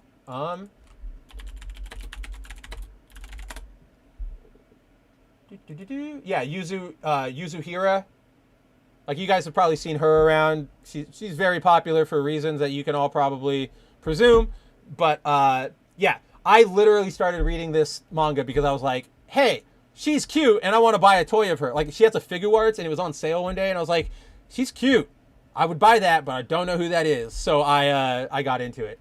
Oh, hell yeah, Tahillim, you do read it. Gabi Maru is awesome. I love Gabi Maru. I just fuck, I don't know how far you are to Hillam, but I just got it's relatively early on, so you probably have gotten to that part. But I just got to the part where Gabimaru has like lost his memory and he doesn't remember why he's fighting. Like he doesn't remember his wife. So that's where I'm at right now. Really interested to, you know, keep going on it. Okay, good. You're all caught up. Yep, that's exactly what it is, Reeve. Hell's Paradise. I keep trying to say the Japanese name because there's like, oh, that's what it Jigo Kuraku. That's the Japanese name from it. But yeah, I like this series. Definitely recommend picking it up. It is, like I said, it's slightly generic. The plot basically is the Shogun of Japan wants he believes there is an elixir of youth on this island, and so he sends a bunch of convicted criminals to go get it because the island is crawling with weird monsters and demons and all this sort of stuff. And so like that plot is sort of basic, but there's a lot of cool stuff they do with it. A lot of the fighting is really sick, so definitely recommend checking that out. Like Andrew, we were talking the other day, it's got the creepy monster stuff, and you know that I like my weird, creepy, like monsters. Let's see. Oh, Timon says, Onigashima was badly edited, in my opinion. It seemed like Dragon Ball Z. 10 minutes of recap before 5 minutes of today's episode. So I don't watch the One Piece anime. I typically don't watch animes unless they are, like, it's an anime only type thing, because I just don't have the time, right? I can read super fast and cram that into my day, but it's harder for me to like sit down and go, I need to sit and watch and read the subtitles for something because I got things to do, my friends. But so the thing I do is like I read, and then if I want to see a fight, maybe I'll look that up on YouTube. Regardless, I have been hearing from my friends who do watch it that is apparently what has been happening, and I can't believe it. Like that example Timon gave, 10 minutes of recap, 5 minutes of an actual episode, that's not really an exaggeration. Like, that is what's happening. It's super weird. I don't know why they're stretching it out so far. I think it's because at that point, like, ever since Dressrosa, the anime goes like a little bit ahead, and then the manga catches up like right behind it. So then the anime has to go like a little bit ahead, and the manga catches up right behind it. But because the manga is always a little behind now, the anime like doesn't know what to do. So they just stretch everything out until they know, like, okay, this is what's supposed to come next. This is what's supposed to come next. Hopefully in the future, you guys or all fans could get something like a not an abridged, a One Piece Kai, where they kind of cut all that stuff out because yes, exactly, Shinkai. Gintama basically explained the anime industry. That is a great scene. Let me see if we can even find that right now. I don't care if I get struck. Anime industry. Oh, that's right. It's like 15 minutes long. Oh, no, it's not. Who is this guy? Who are you? That's not what I want. I don't want any of you people. I know the scene you're talking about. Where is it? Why are you people bad? Oh, I think this is it. Nope. Because that is definitely not Gintama. Yeah, I don't know if we're going to find it. Maybe that'll be next week's last call for last minute news. But yes. Oh, Gintama fillers. Oh, this one. Yes.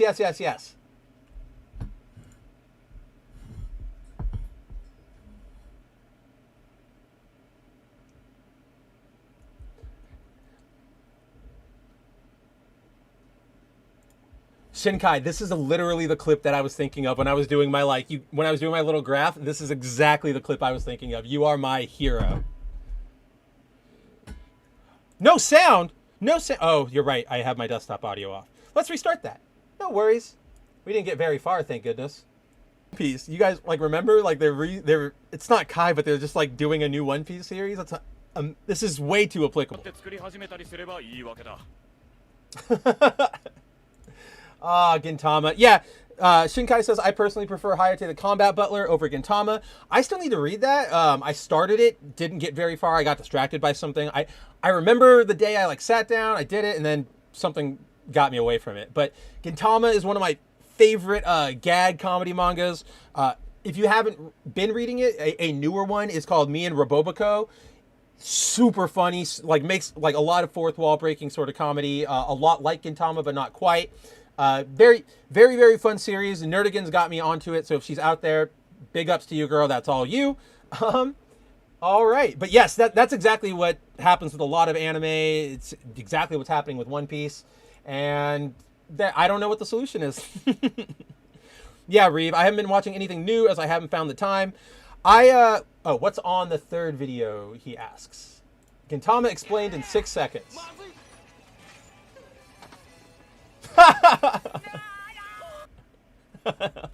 Yeah, that explains Gintama in about 6 seconds. Yeah, Reeve, like, it's hard to find time to watch things. I've only really been watching Kamen Rider. Like I said before, the first 2 episodes of Gavv are out, and so that's really all I've been able to catch lately. It sucks. Being an adult sucks. I want to go back to being I don't want to be a teenager again, but having that free time to just sit around and watch anime all day, I'd pay like an hour for that back, or I'd pay like $100 for that back.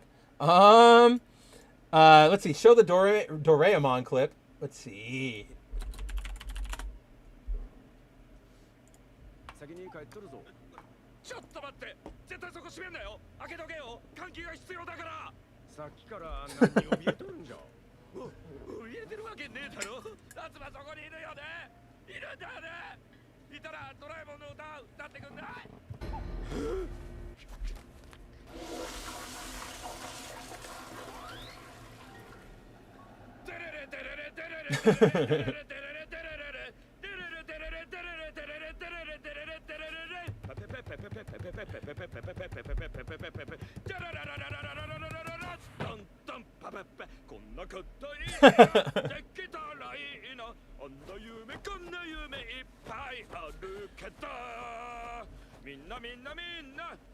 This would be the equivalent of somebody like running and singing the English Pokemon song. The English Pokemon theme song. Again, we can have fun things, guys. Anime can be fun. You also have this gadget.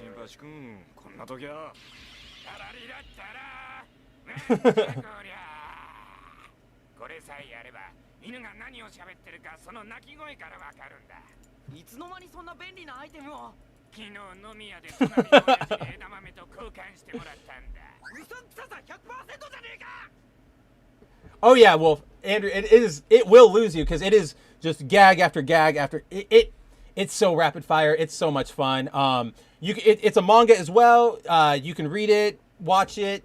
The anime and manga have different jokes, obviously, because they're talking about different mediums, but all together, highly recommended.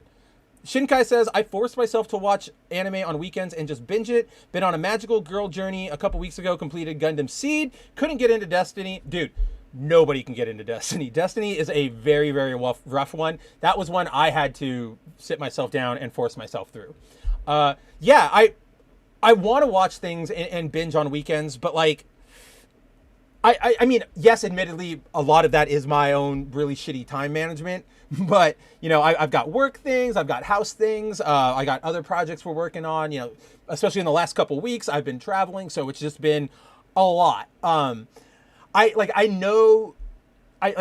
need to get better about like scheduling something and be like, okay, sit down for at least an hour, Spencer, and just watch whatever. Watch this movie, watch this show, watch anything, because all my backlogs of that stuff stacking up. Like, I know this is going to make Andrew mad, right? Like, I haven't watched New Empire yet, Godzilla X Kong. I haven't watched, oh, shoot. I just added, there was just a new movie that came out that I was super interested in, and I don't remember what it is. Crap. I feel like I added it to my Pakistani movie theater. Did I do that? I saw the TV Glow. Like, I want to watch that.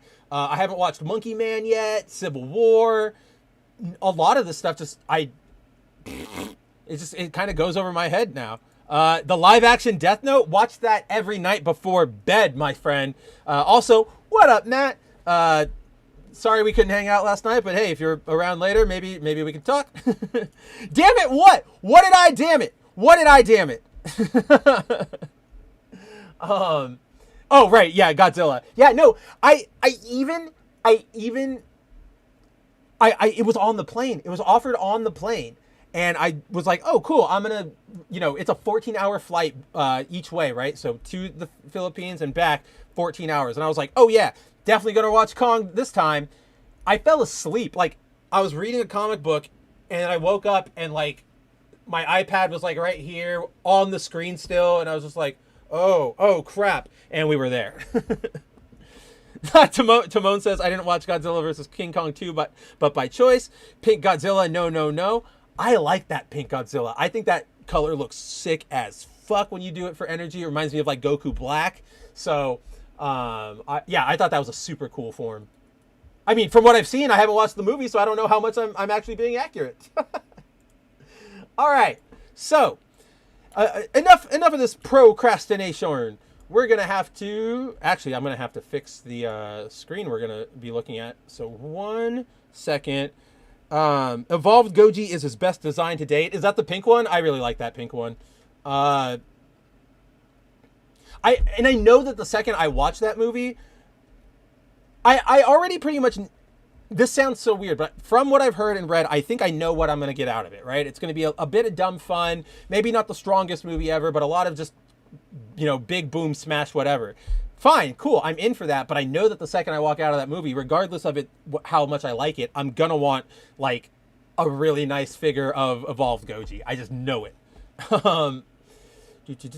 Gotta fix this stupid background.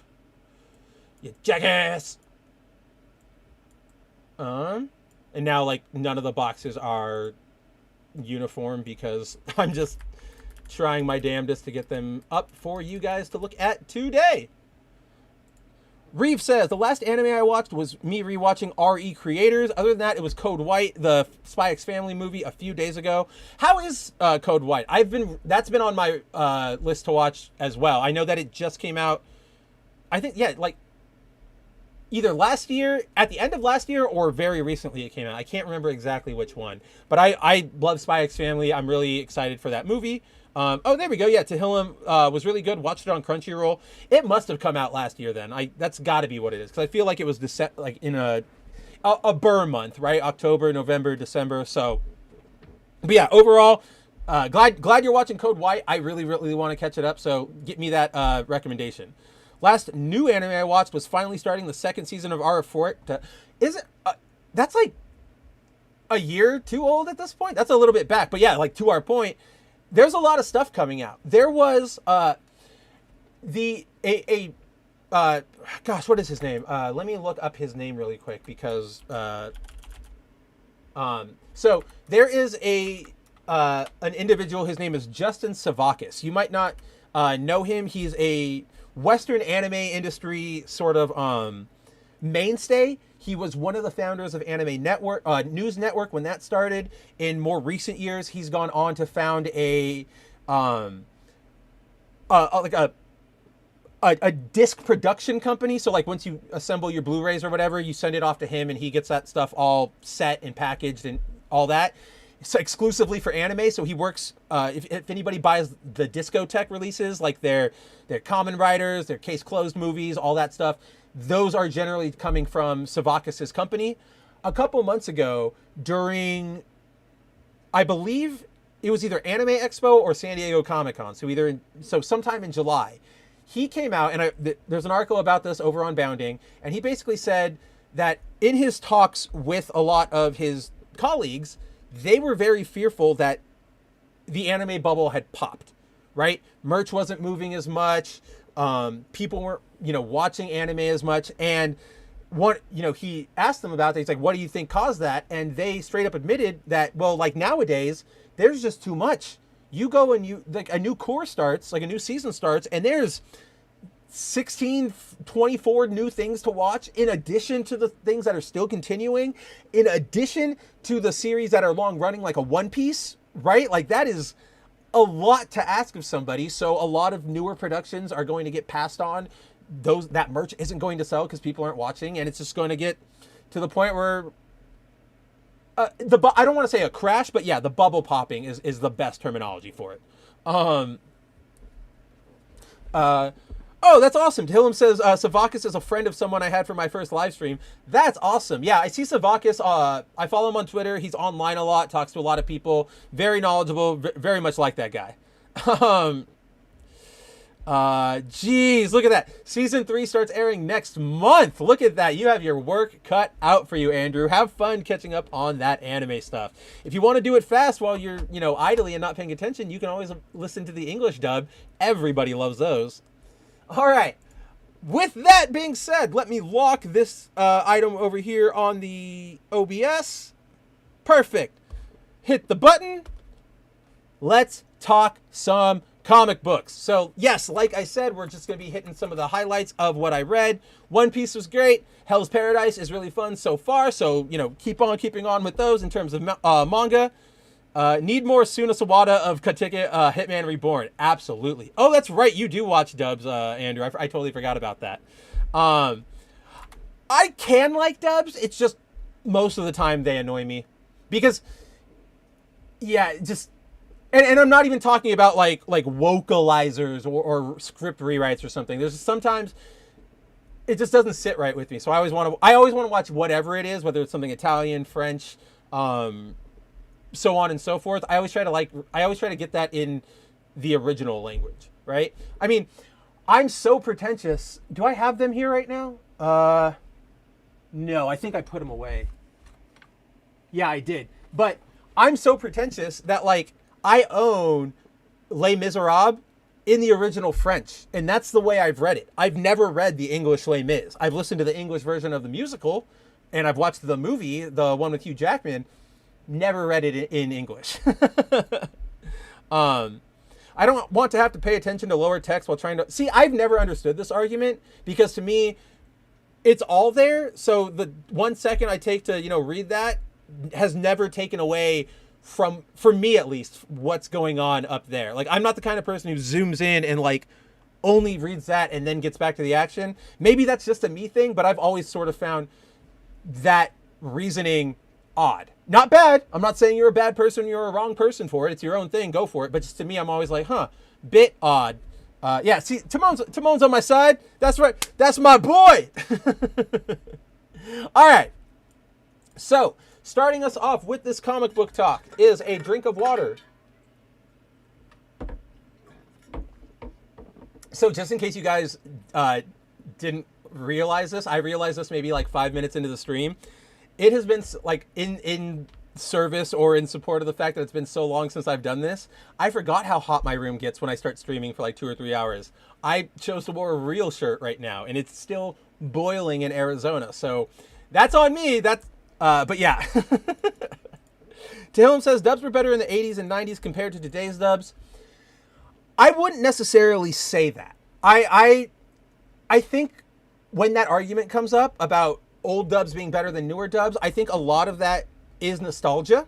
I think we grew up with those characters, those dubs. They were from an era when those dubs were more genuine than they were being used as something ideological, as some sort of platform for people to springboard themselves on to their next either activist cause or their next job. I do think today we have stunningly amazing voice actors.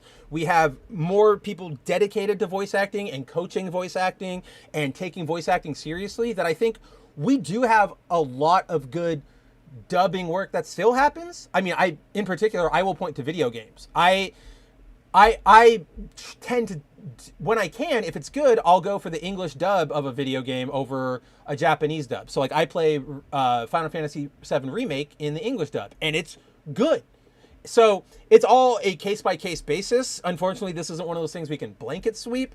But yeah, with dubs, there's no golden rule for if it's going to be bad or not. You just kind of have to dig in and watch it and see what it is. Right. Shinkai says there are good and bad dubs in any time frame. It depends on VAs, timing, and direction. Oh, yeah, absolutely. I mean, look at the old Dragon Ball dubs compared to like the Ocean Group dub compared to the one Funimation did. It's there. It is very, very awkward. Yeah, Andrew says 7 remake did great with the VA work across the board. Nobody's performance in that game made me feel like, oh, this is unnatural. Like you're trying to make a very explicit Japanese like connotation into English. Like none of that ever happened to me in remake, so I really liked that. And then Timon says, even though Brazil has the best dubbers in the world, which I actually would agree with, dude, the Brazil dubbers, like Portuguese dubbers, they're on another level. Like it's crazy. But yeah, I still prefer OG voices. It kind of, yeah, again, it all really depends on the experience for me. Like I'll play like Resident Evil with English. I'll play, I'm just looking at my shelf right now, right? I'll play remake with English audio, but then I've got One Piece Pirate Warriors. I'm going to use the Japanese dub for that one. I have, where is it up here? I have the Senran Kagura collection. That's got an English voice track, but I always use the Japanese ones for that. So for me, it's a personal toss-up. I don't even have a golden rule for when I want to use either one, except if it's watching something. Then if it's like a show or a movie or whatever, I will always subtitle it. Yep, it's more in relation. Oh, it's more in relation to translation comparison. Oh yeah, back in the day, you didn't have a lot of throwing in memes and throwing in slang and trying to update things, because a lot of times back in the day, people just saw an anime job as a job, right? Like, I just got to translate this thing, and then I just got to say these lines, and we're good to go. There was no, oh, I can use this to elicit change in the world. We can do all this, yada, yada, yada. There was none of that. So, and that's the whole conversation about localizers thinking that they can easily rewrite other people's works, death of the author, which is something I completely disagree with. For example, I brought this up last night over on Tooneytown TV, and I know we have comic books to talk about, but this is the point I want to bring up, and then we will move the hell on. But I really hate the death of the author argument, and especially the form it's taking on now, because we are getting to the point where I see so many people going, oh yeah, this author made the series, but they don't understand it. The way the fans have interpreted it, this is the right way to read it, right? I fucking hate that, because no. There is always one objective way you are supposed to read a story, which is the way the author intended. There are multiple things you can take away from it. There are multiple parallels you can draw to things in real life, but there's always sort of one direct intention from the author, and that should always be relevant to whatever discussion you're having. And the thing that brought that up to me was, we're in the middle of another round of Sam and Frodo gay discourse or whatever. And the leader, quote unquote, of this latest round basically came out yesterday on Twitter and said, yes, Sam and Frodo, like, there's no definitive way to read these characters. They can be interpreted however you want. And I'm like, no, you can interpret them, and you can read, you can draw parallels, and you can look at themes, and you can, go, I see Sam and Frodo, and that reminds me a lot of this, and you can talk about that. But there is one way to read them, and that's the way Tolkien wrote them. Just like there's only one way to read, I don't know, a Kamen Rider, or Luffy, or Goku, the way the author intended. The whole concept of the author doesn't understand their work, we do, is just entitlement and narcissism and fart huffing to the extreme. And you got, clearly, guys, you know me, I'm sick of this shit this week. Okay, let's talk comic books. Right, exactly, Andrew. Death of the author has evolved into mental midgetry. It's just, they don't get it. I understand it better because I have a more contemporary reading of it. It's just, it's making something fit into their narrative, and anytime anyone does that, regardless of what they're arguing or fighting for, bad move. And then, yes, Timon, hands down, creators should protect their product better. I do hope that going forward in the next, obviously it won't be soon because things take time to cycle in and cycle out, but I hope with all of the recent backlash and and situation around dubs in particular and translations being, you know, completely rewritten and run roughshod over, I think that there, hopefully in the next 5 years, we'll start seeing better contracts that give creators more leeway over stuff. That would be ideal. So let's hope, but yeah, it'll take some time to get there. And I mean, that's not even, a lot of people in our sphere or in the West in particular really like to promote this idea that we as Western fans and YouTubers or whatever, we're moving the sticks. We're really bringing change over there to the anime industry. Those Japanese creators are listening to us. And look, we do that over at Bounding. We cover it all the time. Nerdigans is our girl. She's on top. She's on that pulse. But we're not that important. And I would advise anybody from start like convincing themselves that they are that important. But the reality is, in Japan, they're also running into these problems. The big one that we can all talk about is when the mangaka behind Sexy Tanaka-san, her series got picked up for a live action adaptation. She said, yes, you can do it, but do not change things. If you need to change anything, please consult me and I will work with you to keep everything, you know, I will make that change for you, but I'll make it work. So I just want my work to be respected. They said, okay, cool, we can totally do that. Time came, filming starts. They completely blitz over her. They ignore her. They don't reach out to her. In the end, the product comes out. It's got a bunch of changes made to it that weren't in her manga. Sadly, this entire thing caused her so much distress that she ended up taking her own life. So, and then in the wake of that, you had a lot of mangaka coming out going like, what the fuck? Like, don't change people's things. Specifically, the, I forget his full name, but it's like George something. But the mangaka of Hajime no Ippo, he came out and was like, no, this needs to stop. We need to respect creators' works. So I am optimistic, even if unfortunately it's born from tragedy, that something will change, but it's going to take a bit for us to officially get there. All right, let's talk about some good stuff, right? Let's talk about something that isn't completely awful. So first step on our Western comic book rundown for the month of, what was that, August when I was gone? Let's start with Ultimate Spider-Man number 8. Of course, I know Timon is not going to be a big fan. He does not like the Ultimate interpretation of these characters. Yes, to him, agree. Stop censoring manga and anime. Be like Lollipop Chainsaw. Make sure all of your shit is uncensored and just how fans remember and love it. So, yes, the Ultimate Spider-Man 8, it continues the book being absolutely incredible. You know, it's a lot of... So this issue in particular, I'm trying to figure out like what's the best zoom for you guys and me.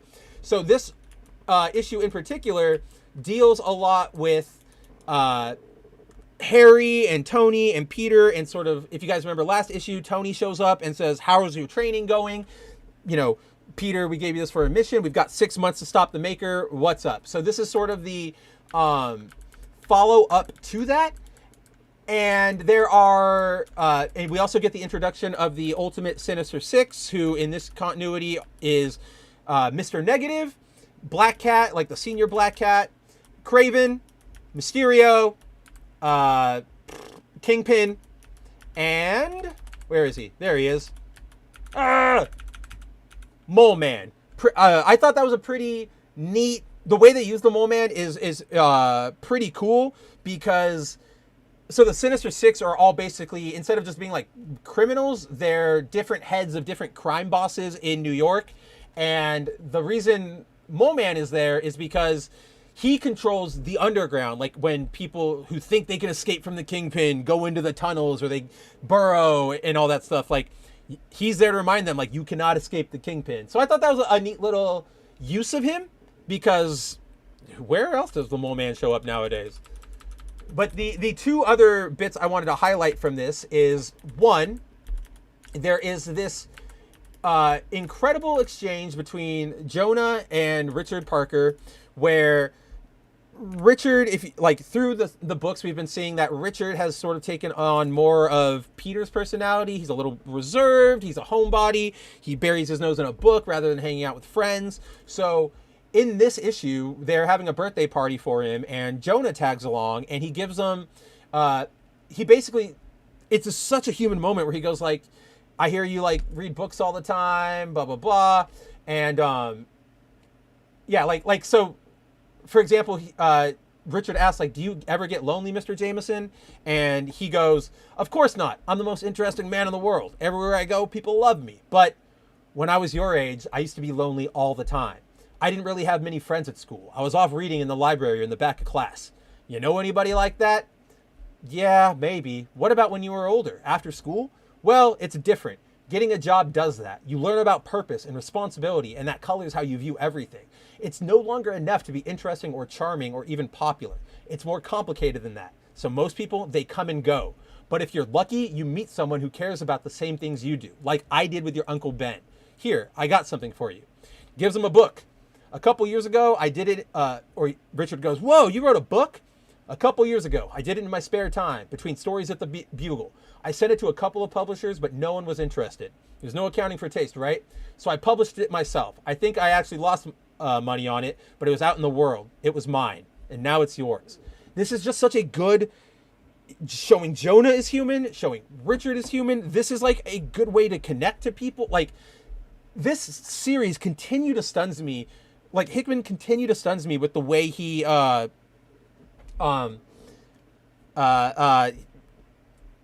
I got distracted by the chat. Let me finish the sentence.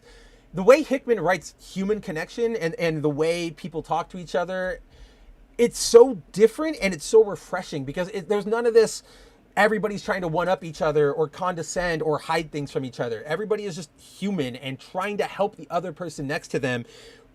And like, again, I will always point to the Mary Jane scene from the first issue where Peter goes and it's like, I'm not happy with my life. And instead of her flipping out and going, oh, you want to leave me? Who's the other woman or whatever? She goes, all right, yeah, I've noticed you've always been like that. You should go pursue whatever you want. And then she just asks him calmly, like, is this going to change anything between us? And he goes, no. And she goes, go get him, Tiger. That humanity is really giving this, it's really setting up the eventual tragedy we know is going to be coming. And I bring that, that's my segue into my other favorite part of this particular issue, which is when Tony meets, he comes and he's meeting with Peter to just like check on his status, like right here, like you're special because you were at the top of the list of all the heroes that the Maker tried to stop. And then there's this exchange where Harry goes, list? What list? There's a database that exists. When the guy who built this great society was eliminating all potential resistance or opposition, there's a handful of heroes that he deemed mission critical to erase from history. They're the ones who had to go. Top of the list. And then Otto realizes, wait, that wasn't in any of the files. And then, they keep talking about it, da-da-da-da-da. And then Harry asks at the very end, where was I? Excuse me? Where was I on the list? You weren't on it at all.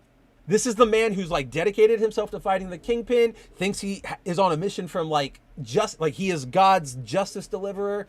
He, he's got his hangups with Norman. If you read the last issue, both Pete and Harry were able to program their suits to, like an AI to talk back to them. It doesn't do anything. It just talks to them, sort of gives them a thing to focus on.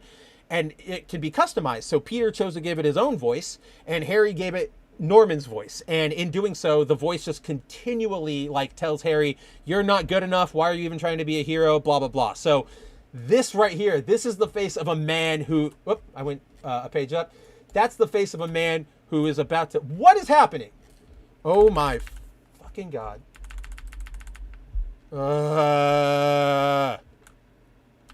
There.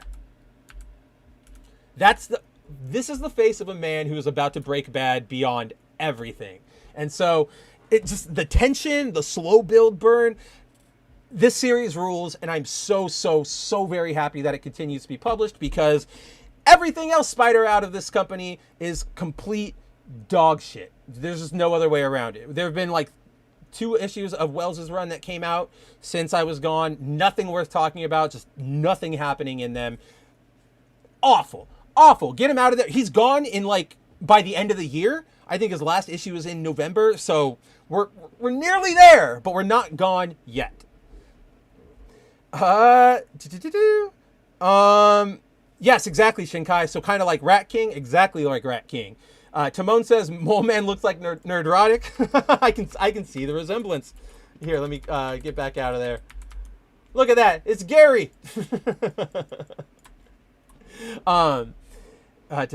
Jacob is here, says you better be here at 10 p.m. Eastern time. Well, I won't, because we still got a little bit to wrap up here. But also, I will be over at your stream, Jacob, but I did not get to watch the movie. There was nowhere playing it around me until like today. So I didn't have the time to see it, but I will be there. I'll be in the chat. You will have a viewer on every platform, courtesy of me. Yes, I know I boomed it. Get out of here. It's been a while. It's been a while. Tehillim says, now, if only they could do this with DC Comics, especially the Batman family. DC, to me, is just a complete loss right now. I believe... Do I even have an app? Yeah, I do have a DC thing to talk about. We'll get to DC, but overall, right now, DC is such a mess that I don't even really have hope. I'm just sort of like, okay. Like, I'm resigned to it. So that was Ultimate Spider-Man.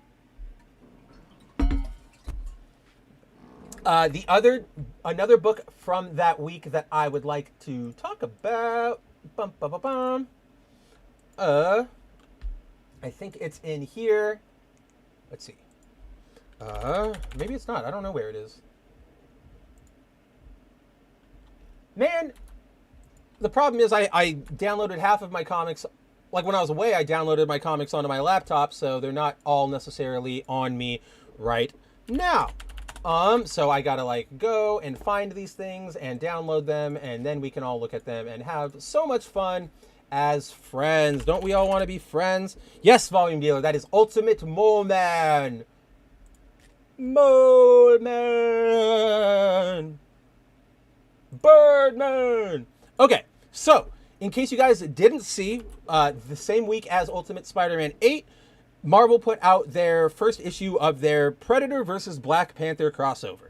Written by Ben Percy. I like Ben Percy, actually. I highly recommend everybody go check out his X-Force and Wolverine runs from the Krakoa era.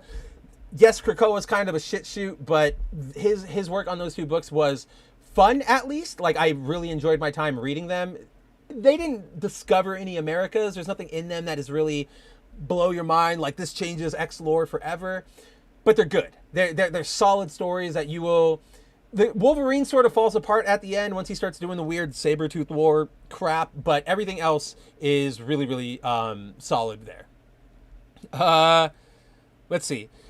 Volume Dealer asks, is there some kind of clause that stops Marvel from making Peter Spider-Man out of character? Like being a gay unicorn? What do you mean by that? I'm just confused by the wording. Let's see. Yeah, exactly, Andrew. DC is a mess right now. It's going to be a while before they do any course correcting. So, in terms of this book, it is sort of fine. I like Predator. I really like Predator. I really like Alien. I like Alien more, but I'm still all about just alien societies and this sort of stuff. The setup is basically there are two Predator brothers. One is, the runt of the litter. The other is the big, proud, next in line to be king. The little brother challenges his big brother to combat for the right to be king. You can see them right here. Older brother on the left, little brother on the right. The artwork's kind of muddy in this series. It's very hard to differentiate everything, but it sort of works when you're reading it, but then when you're trying to make sense of it, it presents some problems. Let's see. So, yeah. Basically, the smaller one challenges the older one to combat. He loses, but then he's like, okay, well, I am going to start an uprising, and to do that, I'm going to start by seeking out a new weapon. And he sets his sights on Earth because he detects vibranium, and he heads to Wakanda to go get all the vibranium and make all of his weapons for himself. And in doing so, he obviously comes across, he makes the acquaintance of Black Panther, and the hunt begins. So they fight, they kill Shuri, he's hacking all of their defenses and stuff. all in all, so as a first issue, it's a lot of exposition and setup and sort of like, here are your characters. I'm not super jazzed about it yet. I think there's potential here to have, you know, like stealth versus stealth, Black Panther versus the Predator. I think there's something that could be here, but so far, a little bit of a weak setup. Again, issue number 1, but we could potentially, we'll see. I'm not ready to give this my full rec yet. Yeah, the art is great in this, Andrew, but again, there are times, especially in the like Predator group scenes, where it's really hard to sort of make out what they're doing. They tried to delineate everything with these, like you can see my cursor right now, like these slight outlines on a lot of the figures to differentiate like foreground and background. I just think that ends up making it a little more visually cluttered. Again, technically everything is great. It's just, it reads it's a little hard to read. Like right here. I know what Shuri, like here, I should zoom into that panel because it's hard for you guys to see. But like in this panel on the left over here, stop. On this panel on the left, Shuri is clearly, you know, talking to her brother and using some pad of some sort to do Wakandan glow screen technology. I get that that's what's happening, but that's not a good, this isn't communicating it well. I talked about, where was I talking about this? Maybe it was just in Discord, but I was talking to Andrew, Mark Brooks. Mark Brooks has this problem a lot where everything Mark Brooks, like for example, let me pull up this one, the cover that I know I'm thinking of.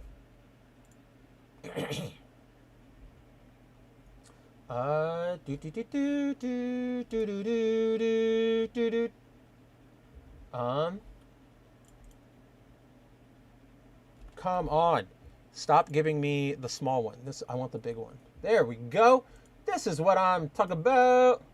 Talking about my generation. All right, so Mark Brooks, he is if you know Comicsgate or any of that fun stuff, you'll know that he's sort of just always there being a dickbag. But he is also a Marvel Comics artist, and you'll recognize him. He does a lot of covers, not so much interiors. But this is one of his most famous pieces, is this X-Men parody of The Last Supper. So, again, technically great, right? Like, you can see everybody, there's detail, not bad.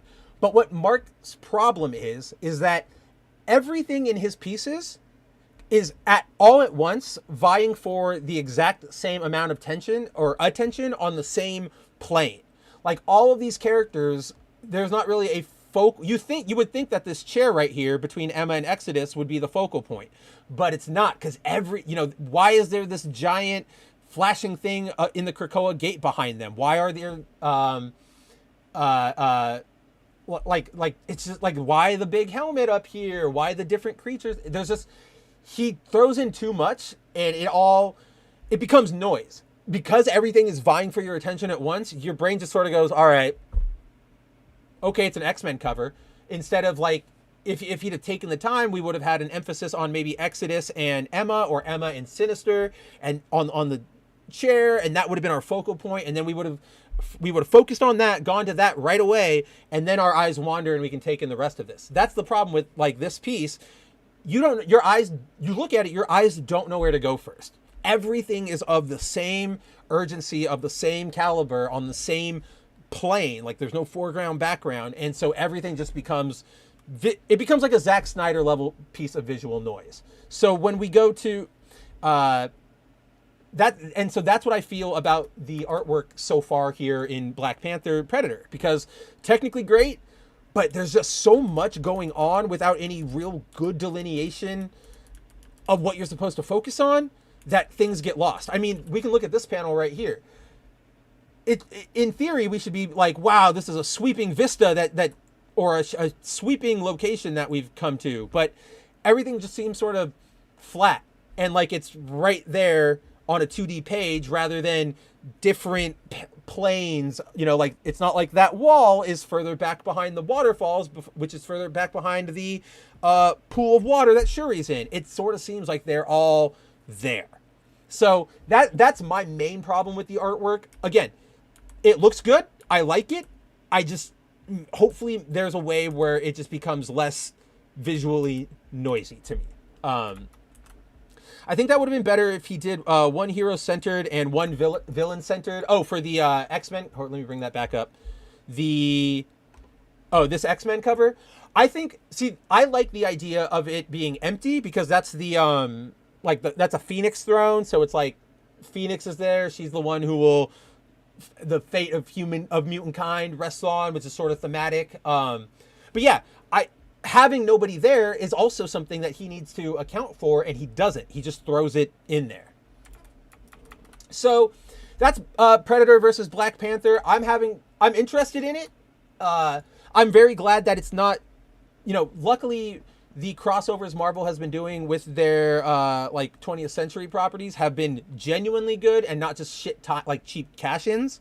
We'll talk about one in just a second because we'll get to it. But the last issue I want to talk about from this week is actually Wolverine Revenge. So this is a new series coming out. It's written by I need to change the window. I forgot I was still on web. But yes, so we have a new Wolverine series being written by Jonathan Hickman with art from Greg Capullo, amazing artist. You guys probably recognize him from Batman. I mean, to bring things home, he's the artist on Court of Owls, which is, again, full circle. So this is an out of context, non-canon story that is really just a lot of excuses to have Wolverine fight and all that fun stuff. I really like this series so far. I'm reading the Red Band one, which means there's more violence and stuff, but more so than the violence, it also provides more scenes, more context. So the premise of this story is actually kind of fun. Do you guys remember back in the 80s when and it's what they took inspiration from X-Men 97 season finale from, but when Magneto was on Asteroid M and as it was coming to crash down into Earth, he blows it all out with he blows out the electronics on Earth with an EMP. So in normal canon, the 616 recovered, took the fight to Magneto, and now we are where we are with Peter being cucked by Paul. In this continuity, they never were able to restore the EMP, or the electronics. So everything is currently in this semi-dark age, semi-chaos, yada, yada, yada.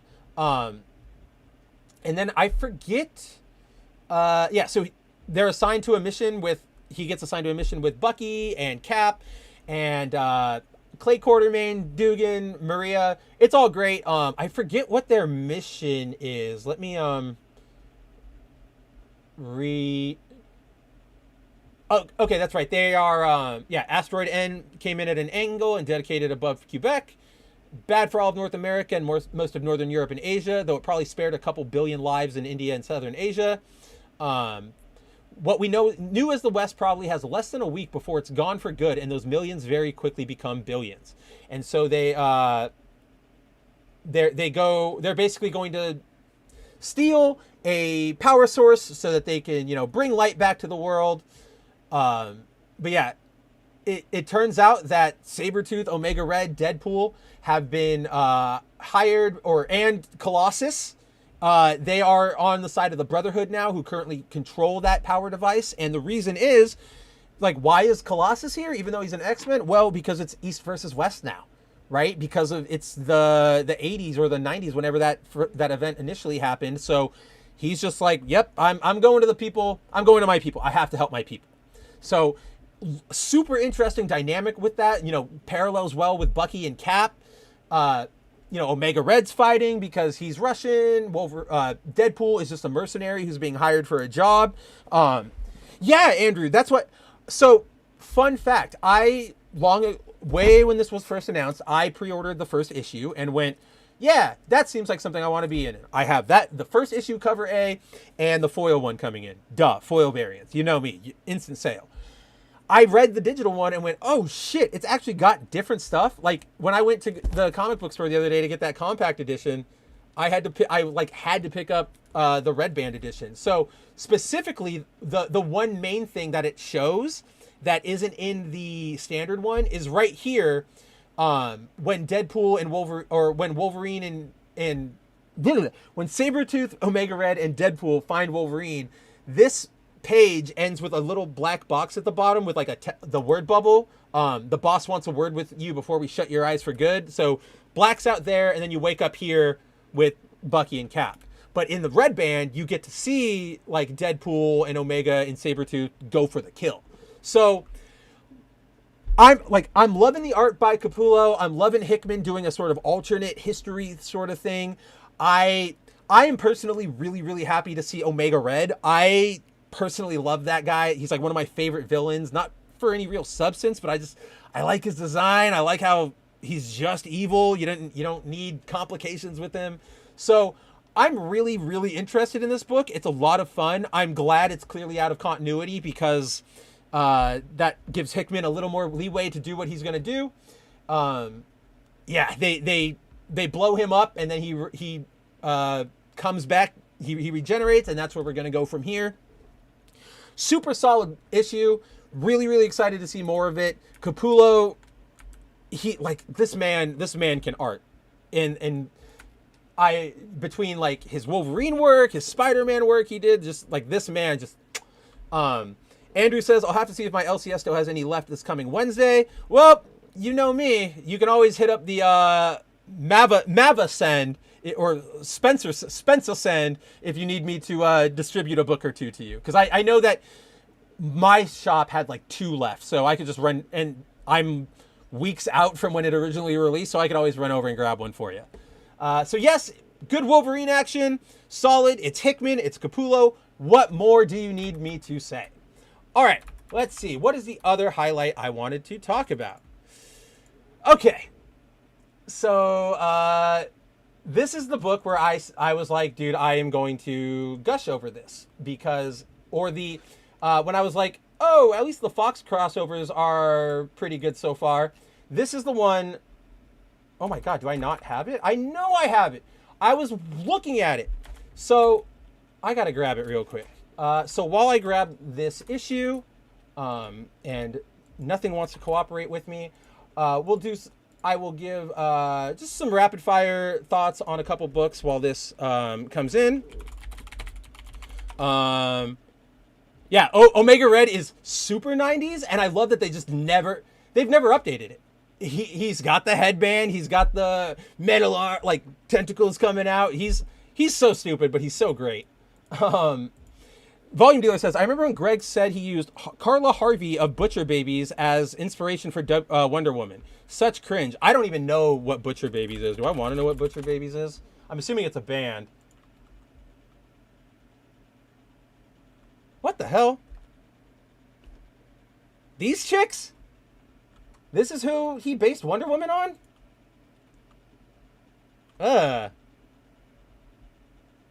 Yeah, no, I'm not down for that. No, not down for that. One bit. So, quick runs while the book comes down the pipe. Oh shit, never mind. That little detour made it come down the pipe. It's already. Oh no, it's not. It is coming right now. But is it? I don't know. What is happening with my computer over here today, guys? I don't know.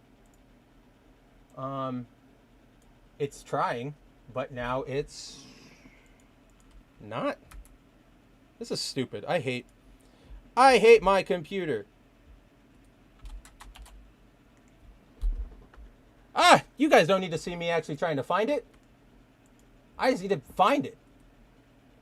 Yeah, no, I don't know. Aside from the fact that she has dark hair, I'm presuming that's the one that he based it off of. You said it was Carla. I'm presuming that's the one. That's the only similarity I can see. They started out with electrical tape on their boobs on stage. Well, now you're just selling them on me. Of course, I would have been there for that show. Okay, cool. Now the book is actually done. I present to you, ladies and gentlemen, one of the books that I cannot shut the hell up about, that I am loving, and it makes me feel like a bit of a consumer for loving it so much, but Aliens versus Avengers. This book is so... Okay, one issue in, this book is really fucking good. I am a giant Alien fan. Like, I consider Alien to be my favorite horror movie, one of the best movies of all time.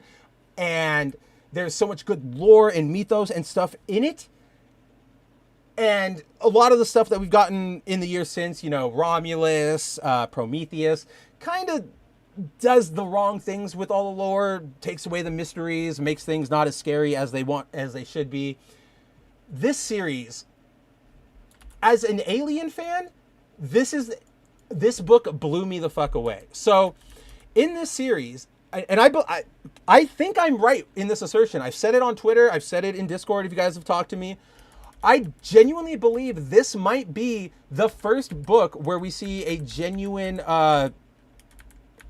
seeding of a world with xenomorphs. Because they always talk about that, right? Like, that's what the ship was that Ripley first found. That's what the engineers were planning on all the time, is you send the xenomorphs down and they run over the planet and they just tear it all apart and then profit. We've never really seen it because obviously once the xenomorph hive births, there's no realistic human way that we win. You can't have a good ending in an Alien movie if there's, you know, honestly more than one. So this obviously is another out of continuity book. It takes place in the future, but I think this is the first piece of media we've ever seen a full planet get seeded. And it's Earth nonetheless, like full on Earth. You can see here, it hits Moscow, it hits New York, it hits Paris, it hits, I don't know, maybe Shanghai, Hong Kong, somewhere in China, I'm guessing. Volume Dealer asks, are the engineers in it? Not yet, we haven't seen them, but there's this super sick twist. So, what was it? Like I said, this takes place in the future, and in the future, you know, if you guys don't remember, in current canon, Wakanda has expanded into space, and they've got like a space empire going. So in this future, it's still going. They're sort of acting as like a intergalactic peacekeeping force, sort of like the Green Lanterns, but without the cool rings. Whatchamacallit? And they basically get a distress signal from a planet, and they figure like something happened and they don't know what. Oh no, it's from a ship, and it's like, you got to quarantine the planet. Like, you can't let things off. And they're like, whatever, like we got to go investigate this. This is weird. So they get on this ship that has a bunch of xenomorphs. This was a really cool thing.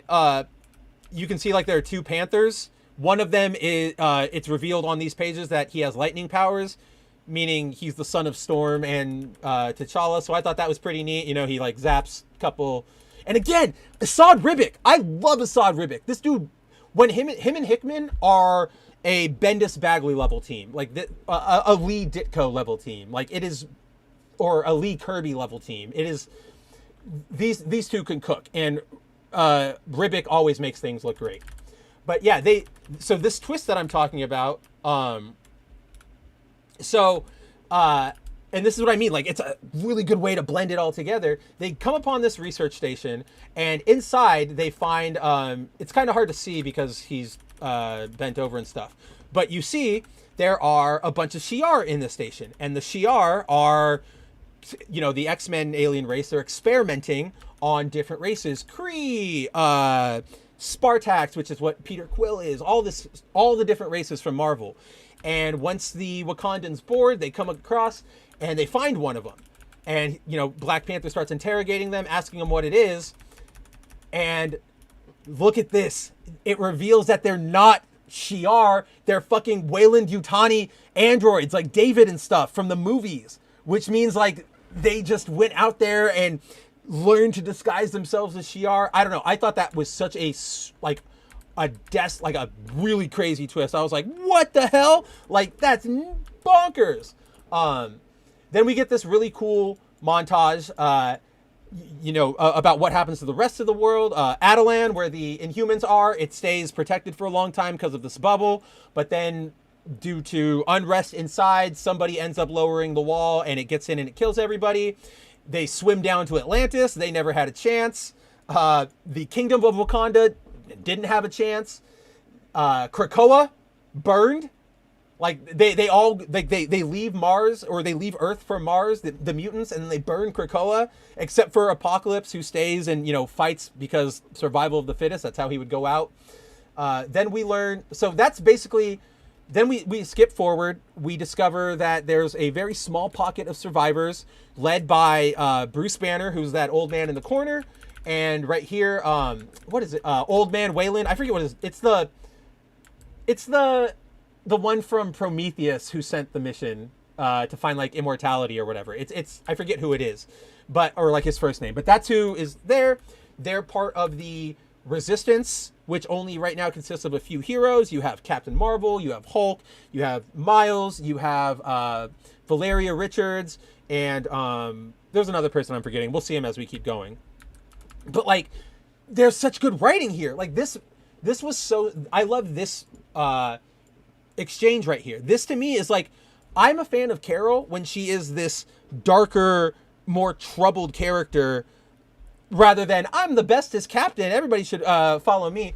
No, I know it's Wayland, but he has a first name. He has like a regular first name, and I don't remember what his first name is. But then yeah, she's talking to Bruce, and Bruce is like, the city's gonna fall eventually, like it's a tomb, not a safe hold. And she goes, you think I don't see that? You don't think I see what's in front of me? In all my years of doing what we do, I have maintained my discipline. I was trained to never lose control. But when the monsters finally break through, when the city falls, I'm going to let all that go. I'm going to draw in as much energy as I can, beyond binary, beyond what I can contain. And I'm just going to surrender to it. This won't be a tomb, Bruce. It will be a pyre. Like that's, I don't know. All of this writing works. Like everybody accepts that you're all kind of fucked. We don't know what's going on. So we eventually discover that Valeria Richards thought she could come up with a cure, but unfortunately, while she was working on the cure, it hatched, and the face hugger got her, turned her into a xenomorph. And so big trouble, because now there's a xenomorph running loose on Earth, and inside the safe haven, what are we gonna do? They kill the xenomorph, but there's still the face hugger, and it gets Miles, and it tries to take him, and oh shit, it's got him. But then in another cool mix of, and like, look at this, like even Old Man Wayland's like, just burn it. Like everybody understands, nobody's going, oh, we can save him. Everybody's like, yeah, we're fucked. But then it turns out that Miles is wearing a symbiote, and the symbiote doesn't take kindly, and like reacts poorly with the face hugger, and so now there's this weird face hugger symbiote, and it makes Miles' new suit. But I know that was such a quick rundown, but like, guys, if you like Alien, read this series. I can automatically tell that this is going to be like a top 10er. Went out and got my ass the physical copy during my last comic run. This book is just, it's gorgeous, it's well written, it respects the lore of everything it's doing. So like, Volume Dealer brought up this point. He asked about the engineers, are they in it? I said, we don't know yet. And then he said, I like a lot of what Prometheus was telling with them. So here's where my big issue comes in with like more recent Alien films, is that I like the concepts of the engineer. I like a lot of the stuff they do with that, but they take away too much mystery from everything. And once you start taking away all that mystery, things start becoming less scary, less terrifying. And so, yeah, I think like with Prometheus, that was probably its biggest misstep, was just explaining too many things. So here, where this book isn't expanding on alien lore. We're not being introduced to a new breed of xenomorph that is, it knows how to detect mutant genes or something. Like it's using it's doing what we talked about. Like it's playing with the cards you're dealt and not having to rearrange them to fit whatever weird idea you're doing. Like this is a crossover that works and it makes sense, and I am so very invested in it, and I cannot wait for more issues. Again, you guys can see the running trend in my comic book taste. Jonathan Hickman, he is the one he is hands down my favorite writer right now. He's easily entered the echelon of my favorite writers. He's no Grant Morrison yet, but he's getting there. Hickman is like he is Marvel Jesus. He is the one who is making all of these comics, somewhat enjoyable to read once again. I mean, Yeah, so Jonathan Hickman rules. Thank goodness for Jonathan Hickman, and go read Alien versus Avengers. Now, we are running up close to end of showtime, but there is one last book that I want to talk about because we need to talk about it. It is pissing me off every time I read it, but you guys probably know what we are going to talk about. We are talking about none other than DC's worst bullshit that they are putting out right now, Absolute Power. So over the last weeks, you guys have heard me complain about the basic premise of the story. How can, Amazos take away all powers, especially ones given to you by like God or whatever.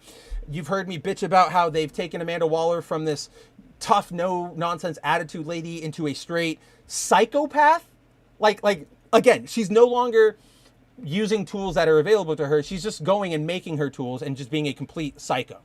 And now we get the big twist of the series. And ladies and gentlemen, it's embarrassing. There's no other way around it other than this is outright fucking embarrassing.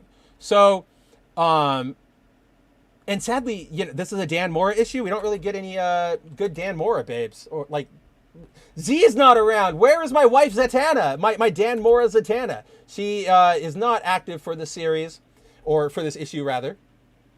But we do get Yara. I do like seeing Yara. I do really like Yara. So, fine, mediocre issue. Not a really lot going on. It's sort of the connecting plot, or like connecting Act B to Act C. But when everything is said and done, when all is said and done, oh wait, I lied. There is a Zatanna. There she is. Whew! Oh my gosh, can't go. Peter Wayland. Yes, thank you, Volume Dealer. Yeah, the guy played by Guy Pearce. Exactly, that's the one I was thinking of.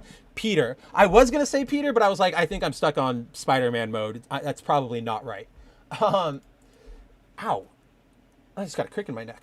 So, this is, DC has been building to this event forever. Lazarus Planet, Beast World, War for Earth 3, Amanda Waller, she's big, bad, in charge. Oh, we depowered all the superheroes. Don't you think they're, I don't even have a good setup for this next joke. So rather than, building a story and using the plot and all that fun stuff and doing something new that puts this on the map, it is revealed in the last panel of this issue that Amanda Waller's big plan is she's just going around the multiverse and collecting supervillains to build her own army of Suicide Squatters. So, again, the big thing about this series, about this crossover, about the thing that changes the DCU forever, is that there are multiverse villains, and they're going to come fight. I got to this page, and I gave one of those, like, like on the plane. I was so baffled that this is what they think is going to be the winning move. And this is, do you see that final battle? Absolute Power is only 4 issues. This third issue, this is the climax. Is revealing, oh look, Amanda Waller's hanging out in the multiverse. Literally the most boring DC thing you could do. Nobody likes multiverses anymore, A. B, every story you guys do, DC, has to relate to the multiverse in some point. It doesn't have to. You can get away from it. Right? Like, there was a period after Infinity War and Endgame when Marvel Comics, everything revolved around the Infinity Stones. And people got fed up with it because it's like there's more shit in play in the Marvel U. So in recent years, they've moved away from it. For a while, they even just straight up destroyed them. But DC is going, yeah, we'll do that. We'll just hit out our greatest hits. Like, again, I brought this theory up, but this book's written by Mark Waid, who I think is one of the best comic book writers working right now or probably ever, even though he is crazy. But these don't feel like Mark Waid decisions. These feel like corporate decisions. These feel like publisher decisions or like a writer's room decision. And this series is just falling flat as hell. Nothing. I am more excited right now for this shit to end and for absolute Batman to come out, then I don't even care that Dan Moore is drawing the next issue. That's how little this book has, like, captured me. It's just, absolute power is bad. This is what we were talking about earlier, to Hillam with DC. They don't know what they're doing. They have no plans for really anything moving forward except play the greatest hits and, you know, double down on everything we're doing. Unless this ends with a crisis level reset, which it doesn't look like it's going to do. We're going to get like a publishing initiative reset. Obviously, all DC All In starts next month, and but that's not a new continuity. That's just like a new era for the books, for people to jump in, tell new stories, all that fun stuff. So all in all, DC not doing hot. Marvel, on the other hand, you're doing great. Don't let anybody tell you otherwise. Quick rundown of some books that we didn't quite get to because we're sort of running out of time. But I guess it's really only one book now that I'm looking at. Oh, two books. But Marvel Ultimates #4. One of the best issues of a single comic I have read in a long time. It is a recap issue of Ultimate Doom's origin story, and it is brutal. It's got more Maker shenanigans, and I love when the Maker is just a bona fide dick. So check out that issue. Check out Ultimates in general. The line, the book itself, all of it is good, except for Ultimate Black Panther. That book is just boring. It's not bad. It's just nothing's going on in there. And then Uncanny X-Men #2 dropped this week. Gail Simone surprisingly knocked it out of the park again. I am still on board for Uncanny X-Men. And most of all, I'm just happy that this week the book finally saw the arrival of the one Uncanny X-Team member that I was truly waiting for. She finally made her debut. And I know I'm the only person who cares, but Jubilee is here! She's finally here, my girl Jubilee. She's finally in the book. So we get Jubilee this issue, Nightcrawler next issue. Hopefully Simone can stick the landing. I'm liking a lot of what we're seeing. There's this really awesome, creepy villain. What's it called? The Hag, or what is it? I think that's what they call it. Her. Oh, Sarah. But I don't know what her deal is, but she's hunting mutants for the new anti-mutant bad guy, and even they're clearly afraid of her. So there's something here. There's potential here. I'm really excited to see if Simone can land this, because so far the setup is very, very, very, very, very, very good. All right. With that, we are almost right on the dot for looks like an even more messed up Sadeko. Yes, exactly.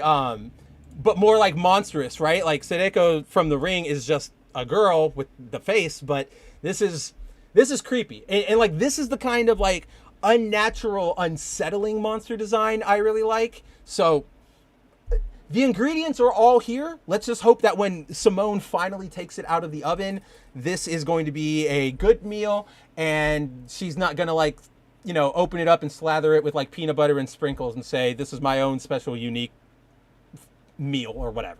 So yeah, Marvel, keep on keeping on. DC, you got to get your shit together. One Piece, you're perfect. Don't let anybody tell you otherwise. You are perfect. But yes, I think with that, we are finally we are at 2.5 hours of time, which, as we all know, that's about when YouTube likes me to end my streams. Otherwise, they don't blast it out to anybody. So we will probably end it here for tonight. Guys, thank you so much for, coming back, joining, hanging out with me after that month-long break. I'm so happy I got to see all of you guys, from Volume Dealer to Shinkai to Andrew to Corey to Reeve to Zero. You guys are all the best. I'm so happy to have gotten to talk to you. To everybody out there watching it in the replay or who is watching and not commenting, I see you. I hear you guys. You're the best. Thank you for watching. I couldn't do this without you. Again, the point of this show is to give all of us a place to hang out on Friday night, kick our weekends off, on a positive note, with some fun, with some laughs, because we spend all week dealing with awful shit coming out of Disney, Ubisoft, everybody. We got to remember that there's still fun stuff. There's still things that can make us laugh. There's still things that we can enjoy. So go read some good comic books this weekend. Go watch something awesome this weekend. Go watch Kamen Rider Gavv. It's great. I'm enjoying it. Go read Aliens versus Avengers. Go play. I don't even know what to recommend to play. Go play Fortnite. I've been getting really into Fortnite lately because they put out the Iron Spider skin, and I had to. I'm only a man, and for like my third favorite Spider-Man suit, I had to do it. So I've been just playing with him a lot. Black Cat came out tonight, as we were talking about, so go check that out. Volume Dealer says he's only here for the green screen. Good. I'm glad. For once, this did not fall down while we were streaming tonight. Things are getting better. So, before we get out of here, speaking of setups and things falling down, if you've made it this far, I feel like I've heard Star Wars Hunters is actually kind of fun. I haven't played it, but I do like the concept of 2 Jawas in a coat being an enemy or being a playable character. So, if you've made it this far, I guess I can give some sort of a preview of what to expect coming from the channel. So next week, we will still have another episode of Good Mav Ugly. We will probably have the new layout setup ready to go. Cannot wait. Should be a lot of fun. The content format of the show is not going to change. We're still going to be hanging out. We're still going to be talking anime, comics, toku, all that fun stuff, talking to you guys about what you want to talk about. So none of that's changing. Everything is just going to look a little jazzier. I am looking to very soon start a second show. It will probably be taking place on Tuesdays and be focused on trading card games. So opening packs, playing matches online, all that kind of fun stuff. That's still very early in the works, but I'm putting that out there, sort of seeing putting feelers out there, seeing if that's anything you guys would be interested in watching. If it is, let me know, or at the very least, stop by for a stream or two. Then in addition to that, I have a very secret live stream show project in the works right now. It should be ready to go next week. I just have to finalize the actual show date and time, but I think aside from that, we are ready to go. You guys will obviously you'll know, follow me on Twitter, follow me here. You'll get your updates. You'll see the shows coming. So I just wanted to give a sort of a small preview of what's coming in whatchamacallit, Good Mav Ugly Year 2, because actually it's been about a year since I started the show. We haven't had 52 episodes yet, so we're not going to celebrate, but we're keeping on. So I hope you guys stick around for another year of it. Volume Dealer, it will not be a Harry Potter Bible stream, unfortunately. I do not have the required text in front of me to properly deep dive. Maybe you can hit up Andrew and Jacob, and they can get together for a Harry Potter Bible stream. It would be fun on a bun, right? But yes, thank you guys for hanging out with us tonight. Go check out Bounding Into Comics every day for new news stories. Go check out our YouTube channel. My boy Cider has been killing it with his content lately. If you want to see more of me, hit me up right there on Twitter at Kabuto Rider Mav. You can catch me live right here, same Mav time, same Mav channel next week for another episode of Good Mav Ugly. If you can't wait until then, join me on Wednesdays at 5 p.m. or at 9 p.m. Eastern Time, 6 p.m. Pacific, for the 01 stream over at Bounding, that's where we break down the bigger pop culture news, your movies, your TVs, all that fun stuff. And yeah, keep your eyes peeled for me around the sphere, comics division, Tooneytown TV, that gameplays, pro show. I'm around. You'll probably see me. So I guess with that, thank you guys for coming to hang out tonight. It's been an honor to be back. I will see you all next week.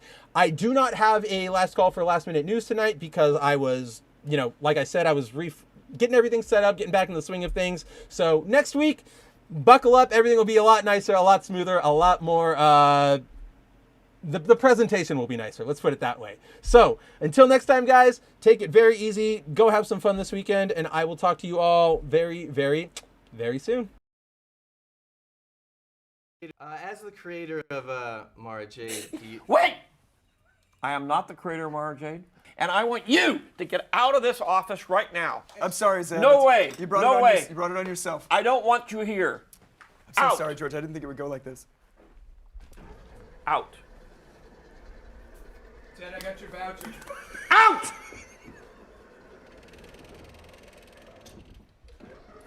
There. I'm sorry about that. I'm so sorry. We'll have him, burned.